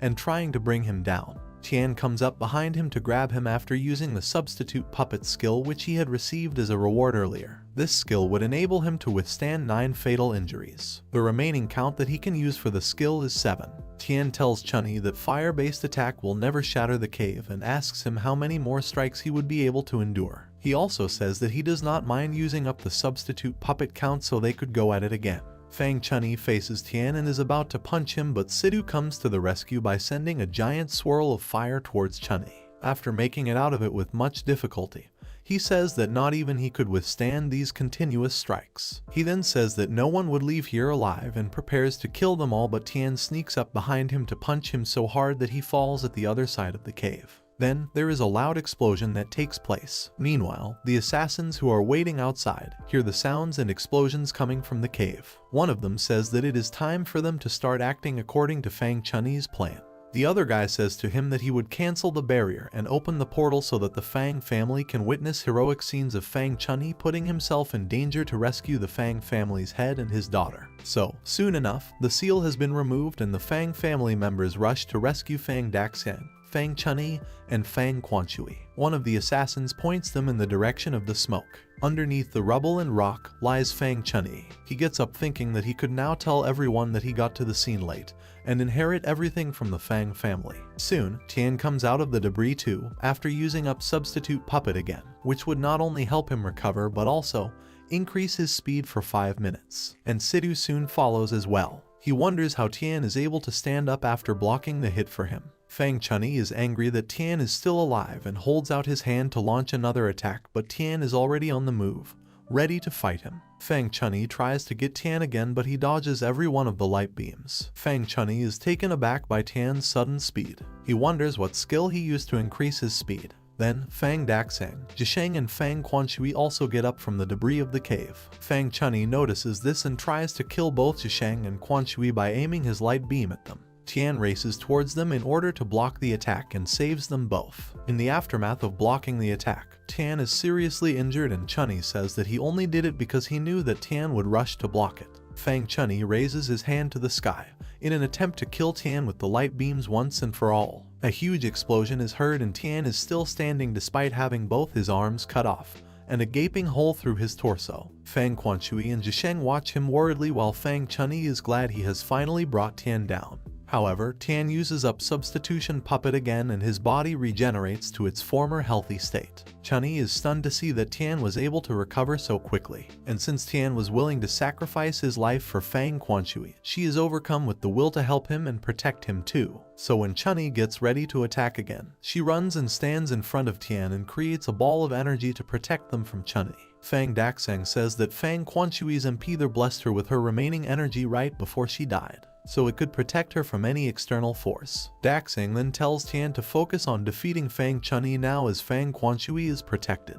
He also tells Tian that even though Fang Chunyi's light beams may be extremely lethal, his physique is only in a tier, and he would not dare to use his powers in close-range fights unless he wants to hurt himself as well. After hearing this, Tian closes in on Fang Chunyi to deliver the best punch possible, but Chunyi immediately grabs his fist and says that he is not just a B+ tier hunter but he is actually an S tier. But before he can finish his sentence, Tian punches him square in the face. Fang Chunyi struggles to get up and says that Tian's punches have incredible power, and that he is way beyond S tier. Tian is about to punch him again, but he is interrupted by the Fang family security crew who say that Fang Chunyi must be protected. Fang Quanshui immediately stops them and says that they are all mistaken. She explains to them that Fang Chunyi ganged up against her and Fang Daxang with the assassins, and it was Tian who saved them. At the same moment, the assassin shows up and holds Fang Chunyi, who is limping and unable to walk. They head to leave through a portal nearby. Fang Daxang tries to stop them, but they have already exited the dungeon.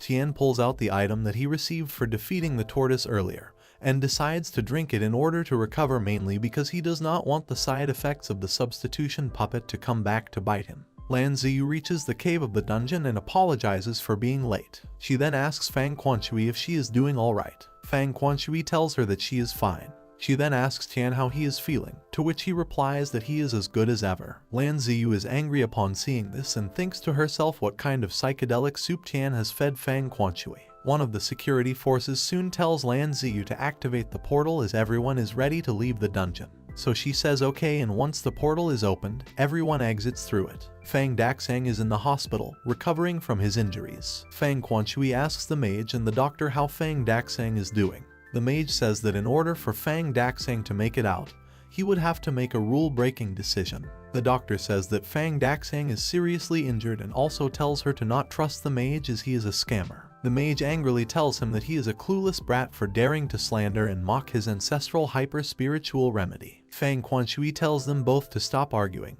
Lan Ziyu keeps a close eye on Zhisheng, Tian and Sidu. Zhisheng tells her that they are all unrelated to this incident and asks her to let them go. Lan Ziyu apologizes to them and says that even though she trusts their innocence, everything would be up to Fang Daxang and his decision once he regains consciousness. To this, Sidu says that it is absolutely nuts. Tian then notices that YY is there as well and asks what she is doing here. So she tells him that they accused him of abducting Fang Quanshui and other things of that sort and dragged her here to question her. Tian gets angry, thinking that it is all because of Fang Chunyi and his plan. YY then offers to help Fang Daxang recover, and Tian thinks that she will not be able to hide her secret identity as a hunter any longer. She raises her hands and places them above him, and within moments, Fang Daxang opens his eyes. Sidu tells her that it is an impressive healing skill. Fang Daxang then orders Lan Ziyu to gather every member of the Fang family for a conference the next day, as he has an important announcement to make. She then asks him what she should do about Tian and the others. So Fang Daxang says to Tian that he really appreciates all his help and that the Fang family is indebted to him, Sidu and Zhisheng, for their help.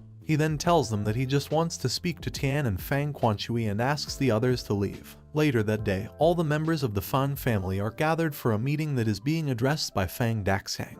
He tells them that a lot has happened to the Fang family in recent times and that he believes that everyone has heard the news about Fang Chunyi as well. The Fang family members in the crowd are appalled that what they heard is actually true, and that Fang Chunyi is really a traitor. A person in the crowd even says that Fang Chunyi has been his eyesore for a long time. Also in the crowd and listening to all of this is a girl, Sister Hu. Earlier, she had asked Fang Chunyi if he really likes Fang Quanshui. He had told her that all Fang Daxang thinks of is to pass on the position of family head onto Fang Quanshui, and pleasing her is only part of his plot to snatch her position. He also tells her that the one he loves truly is none other than her. After hearing whatever was said, she angrily thinks that this must have been Tian and Fang Quanshui's work. Fang Daxang then says that it would be troublesome for him to manage every affair now that he has been injured by Fang Chunyi. So he says that he would like to take this opportunity to announce that Fang Quanshui would be the new head of the family. The rest of the Fang family members are all for it, as they say that Fang Quanshui is the best candidate,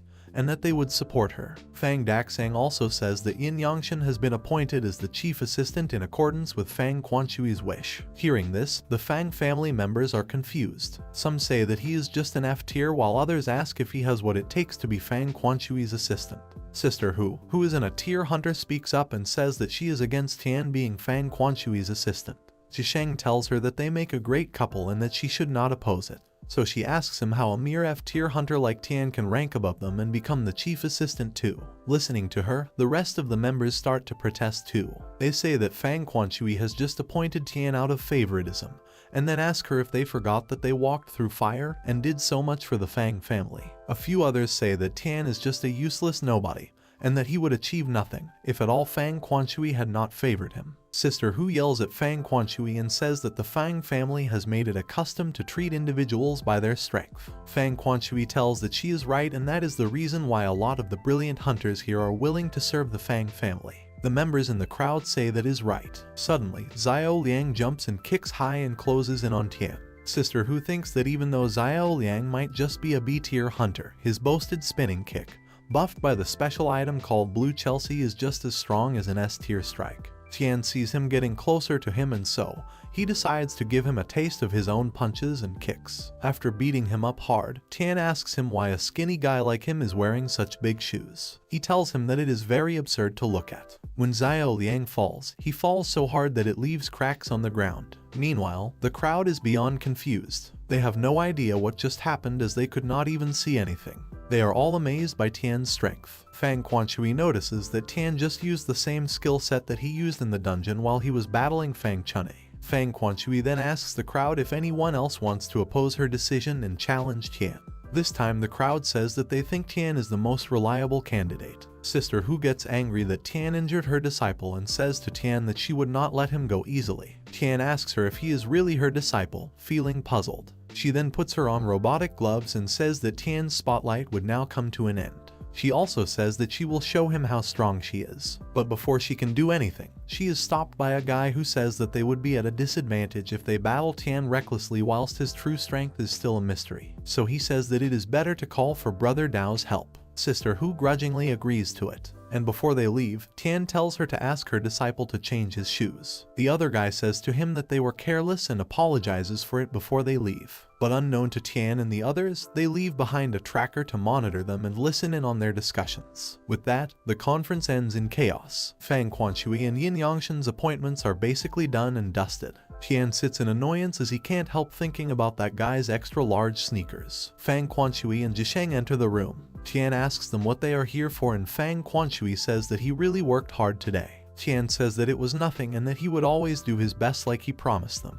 Tian then asks Zhisheng if there is anything he would like to tell him since he followed him here. But Zhisheng says nothing, so Fang Quanshui tells Tian that she has been thinking of discussing something with him. And Zhisheng says that great minds think alike. Tian says that he has something to ask too and asks if anyone could explain what an unclaimed dungeon is. Fang Quanshui is glad to teach him and says that they would start from the beginning. Fang Quanshui begins to explain to Tian about how dungeons in the world are home to limited resources. In Country X, the majority of dungeons are controlled by the government. Tian asks her if the civilization led by the Fang family is doing something similar. Fang Quanshui says that is right, but such an identity has been proved to be a double-edged sword. She talks about how dungeon resources are accessible by civil organizations like them, but they are entirely down to the allocation by Country X's government, which is based on a fixed quota. And over time, the existing dungeons get completely exploited and new ones start to spawn. So with the quota fixed, the gain in dungeon resources had been going downhill for many civil organizations. So she says that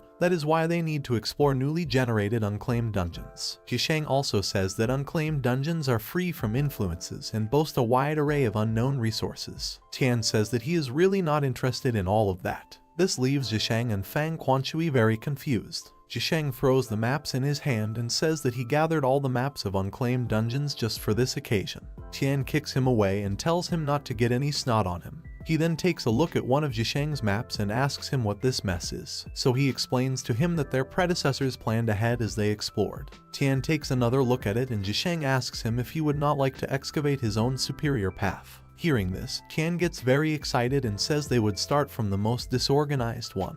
He says that he would first go straight west and clear every single dungeon in the west part. Zhisheng cheers excitedly too. The tiny bug that was left behind by Sister Hu and the guys gets closer to Fang Quanshui while she does not notice. Sister Hu is informed that the infiltration is complete and that Tian is going to explore the western unclaimed dungeons. She says that is great and that Brother Dao is very familiar with the western region. So they go to Brother Dao and let him know that they would be relying on him to reach Tian a lesson. To this, Dao replies that they do not have to worry about it. Brother Dao is an S-tier hunter, sword dancer. He picks up an item and says that Tian will not have it easy. Fang Quanshui is in her office, going through a laptop. Fang Daxang walks in and asks her how things are going as the new head of the Fang family. She doesn't reply, so Fang Daxang asks her what it is. So she shows him a list of Fang Chunyi's contacts before his betrayal. Almost all of them are related to the Cayenne family. She also says that many hunters who currently serve the Fang family are actually moles installed by him. Suddenly, Fang Daxang hits Fang Quanshui's neck and takes something out and she asks him what is wrong. A hand is seen with a bug on it. Someone left a bug that couldn't have been detected if it weren't for an S-tier hunter with exceptional vision. Yin Yangshan's trip to the unclaimed dungeons is exposed. A man tells him to follow him if he is going to take on the unclaimed dungeons. He then says that Brother Dao will be the mole since he has never shown himself in front of Yin Yangshan, and asks him to team up with Yin Yangshan and gain his trust. 3 others will play backup there. The man then asks Brother Dao to wait till Yin Yangshan gets tired from raiding the dungeons, and then tells him to strike him from the back with his S-tier power. He then told the 3 others to join in and destroy Yin Yangshan with Zhisheng and ask them to grab every single dungeon loot that they grinded. He thinks that this time he will make Yin Yangshan pay twice as much. He thinks that he has the advantage as they have 4 men, whereas Yangshan only has 2. After that, Zhisheng and Yin Yangshan are seen walking towards the site, and they enter the first site for the western dungeon. Zhisheng says that he has never come to the western dungeons before and thinks that it's better to team up with the local hunters, who would be more reliable. He says that it's way easier to just find someone on the spot, and these unclaimed dungeons are hotspots among scattered cultivators. Suddenly, Yangshan notices a man standing on top of the dungeon, and he quickly jumps and asks if both Zhisheng and Yangshan would like to team up with him in order to explore the dungeon. Zhisheng asks him if he is a local cultivator, but Yangshan rejects him. But the local cultivator says that he is familiar with these dungeons, having worked in them for eternity. Whereas Yangshan says that this guy is all covered with mud and even splashed some on him, so he is just irritated from looking at him. On the other hand, the master's men keep a check on all that's happening. Zhisheng suggests teaming up with him, as they really need a teammate who is familiar with this place. The cultivator thinks that he will cop them up once we obtain all the dungeon loot. Yangshan asks him his name, to which he says that he is the warrior of the sunset, and everyone calls him Brother Dao. As they are about to enter the dungeon, they encounter 3 soldiers, and Brother Dao fights with them using an A-tier strike. Brother Dao tells them that he has raided this dungeon before, and these sand soldiers will ceaselessly regenerate if their core isn't destroyed. He then shows Yangshan the core of the Yellow Sand Dungeon's mechanisms, the Nightmare Generator. He says that Keek, a wilted tree under the Nightmare Generator, is a hidden boss once you go for the core. Yangshan then goes to attack the soldiers, and Brother Dao feels that he should have gone for the Night Air instead. But Zhisheng says that he has never given up on a repeatable reward that easily. On the other hand, the Master's men wonder why the three of them haven't come out yet. The girl then asks her teammate to get her an iced tea. Yangshan attacks the sand soldiers with full power and fights with them. Suddenly the reward falls off, and Brother Dao wonders if Yangshan is tired and asks when he will stop. To which Zhisheng replies that he won't stop unless the reward stops spawning. Brother Dao thinks that he will have no chance to lay a hand on him at this rate. He then decides to get the side quest done quickly and seek an opportunity after they get out. Brother Dao then attacks the wilted tree, but the tree attacks him with full power in return, and then they all get to know that there is a hidden boss. Brother Du thinks that he wanted to let Yunshin deal with the hidden boss. Suddenly, the wilted tree attacks with full power, and other branches start growing on the sand. Yangshan thinks that all elements are crucial to clearing a dungeon flawlessly. He then attacks the tree branches with his sword in full power, and he suddenly opens a lighter and attacks the tree with it. The tree blasts with power, and a virtual screen appears that shows the substitute puppet's remaining count as 3. But suddenly, the tree becomes even stronger. Whereas, on the other hand, Brother Dao sprains his leg in the explosion. Brother Dao thanks Yangshan for saving his life, but he thinks that he got saved by the enemy. But then he thinks that he will help him against that strange tree to repay his kindness, as it is not a betrayal on young Master Fang. Just as the tree becomes stronger, Zhisheng observes that the boss is capable of both long-range and melee combat, and its defense is weak when it generates fireballs. They think the victory will be theirs if the timing is right. Zhisheng thinks that Brother Dao is a veteran in the western region. Brother Dao tells Yangshan that he won't be able to dodge the fireballs at close range if he fails to hit them the first time. The tree then attacks the three of them by generating a fireball. Brother Dao decides to deal with the branches and trick them into spitting fireballs, and Zhisheng decides to help him as well. The rest now depends on Yangshan. Zhisheng uses shadow taunting to attack the branches. The tree suddenly becomes very powerful, and a very bright light starts coming out of it. Just as the light hits the ground, a blue cage stone comes out, and its bright light hits the three guys. Suddenly, they all notice that the tree has collapsed, and a bright moon-like figure appears. After that, a virtual screen appears that says that it is a realm of weightlessness, and it crushes the galaxy sphere, and creates a weightless realm of 100 meters in diameter. Everything in this realm will move in slow motion and become weightless. As they finally made it through, they decided to go further. Brother Dao thinks that it's time to deal with Yin Yangshan and wonders if Sister Hu and the others are still waiting. Yangshan then asks them to move to the next dungeon and says that he is going to clear every single dungeon in the western region. They then suddenly notice a huge dragon with wings on top of the next dungeon. A soldier is seen standing at the entry point, but they kill him and take his weapon along with them. Both Brother Dao and Zhisheng are shocked to see Yangshan going forward in his killing spree, as they didn't expect him to come this far. According to the map, their next destination should be the western border of this area's unclaimed dungeons, says Zhisheng. Yangshan feels that their journey to the west is coming to a perfect end. After that, they all arrive at the unclaimed dungeons, where they see a beautiful woman standing in front of a bunch of men. Suddenly, the dragon monster comes and attacks the people. He captures the beautiful girl and flies off. It turns out that she is Princess Jenny. Yangshan wonders what it was, and Zhisheng says that it seems like a cutscene from a video game but wonders why it would exist in the dungeons. A man then calls them warriors from the Outland and asks if they are willing to defeat the dragon and save the princess. The dragon puffs in anger, and Yangshan immediately runs to defeat him. The dragon is seen as a very powerful creature, but Yangshan goes to attack him.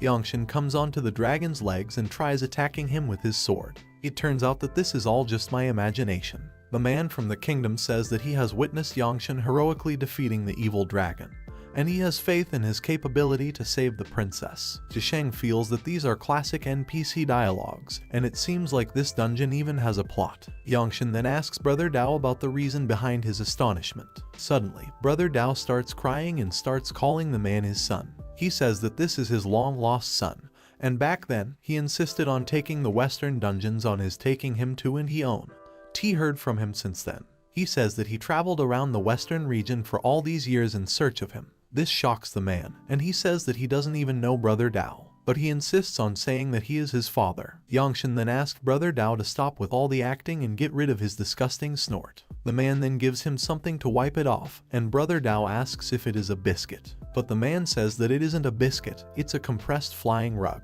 He put the acid in the water, and suddenly a flea rug came out of it. Yangshan gets surprised upon seeing this. Yangshan takes a look at the flying rug and wonders why such quirky items exist in a dungeon. Brother Dao again starts calling the man his son, but Zhisheng says that it must be a mistake, as how could an NPC in a dungeon be his son? Yangshan thinks that he indeed looks like an NPC as he still carries on with his speech, even though there's someone carrying right in front of him. Suddenly, Yangshan comes behind the man and says that he looks just like an NPC, no matter what we do, as he still carries on with his speech. Zhisheng says that there's something off, as items are usually rewarded after monsters are killed, but he's just holding it there. Yangshan asks if this has happened in the dungeon before, to which Zhisheng replies that it has never happened and he has heard of dungeons with plots. Yangshan then says may truth sit only surface after they beat the boss. The three of them sits on the flying rug and go. A drone is seen flying in the air. On the other hand, Master Feng's men are seen sleeping in bean bags in the desert. Suddenly, a virtual message from the masters comes, and he complains about his men not coming back to him since he sent them to get rid of Yin Yangshan. He then gets angry, knowing that it hasn't been done yet. The girl tells him that Brother Dao went inside the dungeon with them, and there's been no news since then. The master then wonders if they all perished in the dungeon. He then gets a message and tells them to contact him later. The girl asks the other two companions, and they start discussing who was on duty at night. And suddenly, the master appears again and calls them idiots. He informs them that they are all already in the westernmost ancient castle dungeon. He then orders his men to get there immediately and kill Yin Yangshan. Suddenly, a jeep is seen through the desert, and a girl says that she herself is enough. She tells another girl that there was no need for her to come as it was dangerous here. The Jiri turns out to be Yangshan's childhood friend, and she says that he wants to see him. The previous head of the Fang family is seen reading a virtual message, which says that a full team of S-tier hunters explored the western dungeons for the first time, and in the westernmost ancient castle dungeon, they were all killed. He gets shocked upon reading the message, thinks that something is off, and decides to go and see everything. Suddenly a big monster-like shadow comes behind him and asks him not to meddle in the matter. It says that it's bad for a patient to get emotional. The head of the family asks him what he wants, as he has always minded his own business. The shadow threatens the man with a knife on his neck and says that the western dungeons are not his to explore, and he should recall his people, just as the mystery man is about to leave after threatening the previous Aha of the Fang family. The Ahead starts shouting that everyone has a right to explore the western dungeons, as this rule applies to everyone. He further says that the mystery man is being way too high and mighty. The mystery man turns his face to the side and asks him if he won't do as he says. He then threatens him once more by saying that perhaps the death of the former family head will bring them back. The former head comes into full physical strength and tries to attack the mystery man. With just a flick, the mystery man ties the former head up as he shouts in anger. On the other hand, the three of them on the flying rug reach the western dungeon. While landing on the ground, Yangshan says that if that dwarf really is your son, then the NPCs will respawn. Brother Dao gets anxious upon realizing that he was supposed to go undercover. Zhisheng looks at the map and wonders if it is the evil dragon's cave. He thinks that it seems like a boss of the fire element. They then enter the cave and notice that the princess is tied up with ropes on the top of the rock, and below her is hot, swelling lava. Brother Dao thinks that the mission will be complete once we save the girl, but Yangshan says that it is obviously a trap as the hostage is tied there in such dangerous terrain.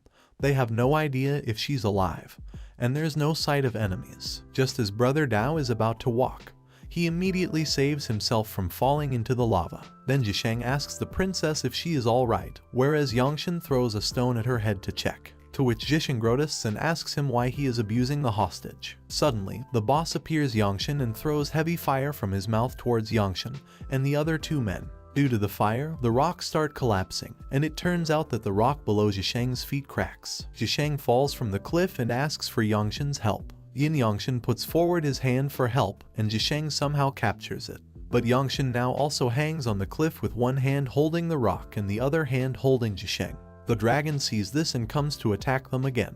After seeing this, Brother Dao thinks this can't be helped, as Yangshan saved his life after all. He attacks the dragon with his sword and pulls both of them up. The boss again comes to attack them, but Jisheng attacks the dragon with the shadow taunt technique. Striking the arc on the dragon's head is his weakness. Just then, Yangshin goes up and hits the mark on his head with his sword. The dragon cries in pain, and Yangshin comes to know that it's his weak point and asks the other two to attack the dragon on his head. All three of them collectively attack the dragon with their swords on his head, which eventually kills the dragon, and all his parts slowly start to diminish. They all get shocked at killing the dragon so easily. Suddenly, Yangshin finds a box with the letter X written on it. The box suddenly ignites, falls out of Yangshin's hand, and explodes. After this, the princess suddenly starts shouting for help.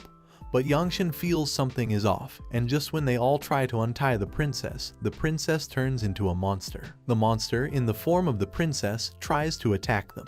The monster scares them but again fits its face into the body of the princess. Yangshin says that it's the hidden boss in the form of the princess. He says that he confirmed that the underground dungeons only consist of two elements, which are NPC monsters and rewards.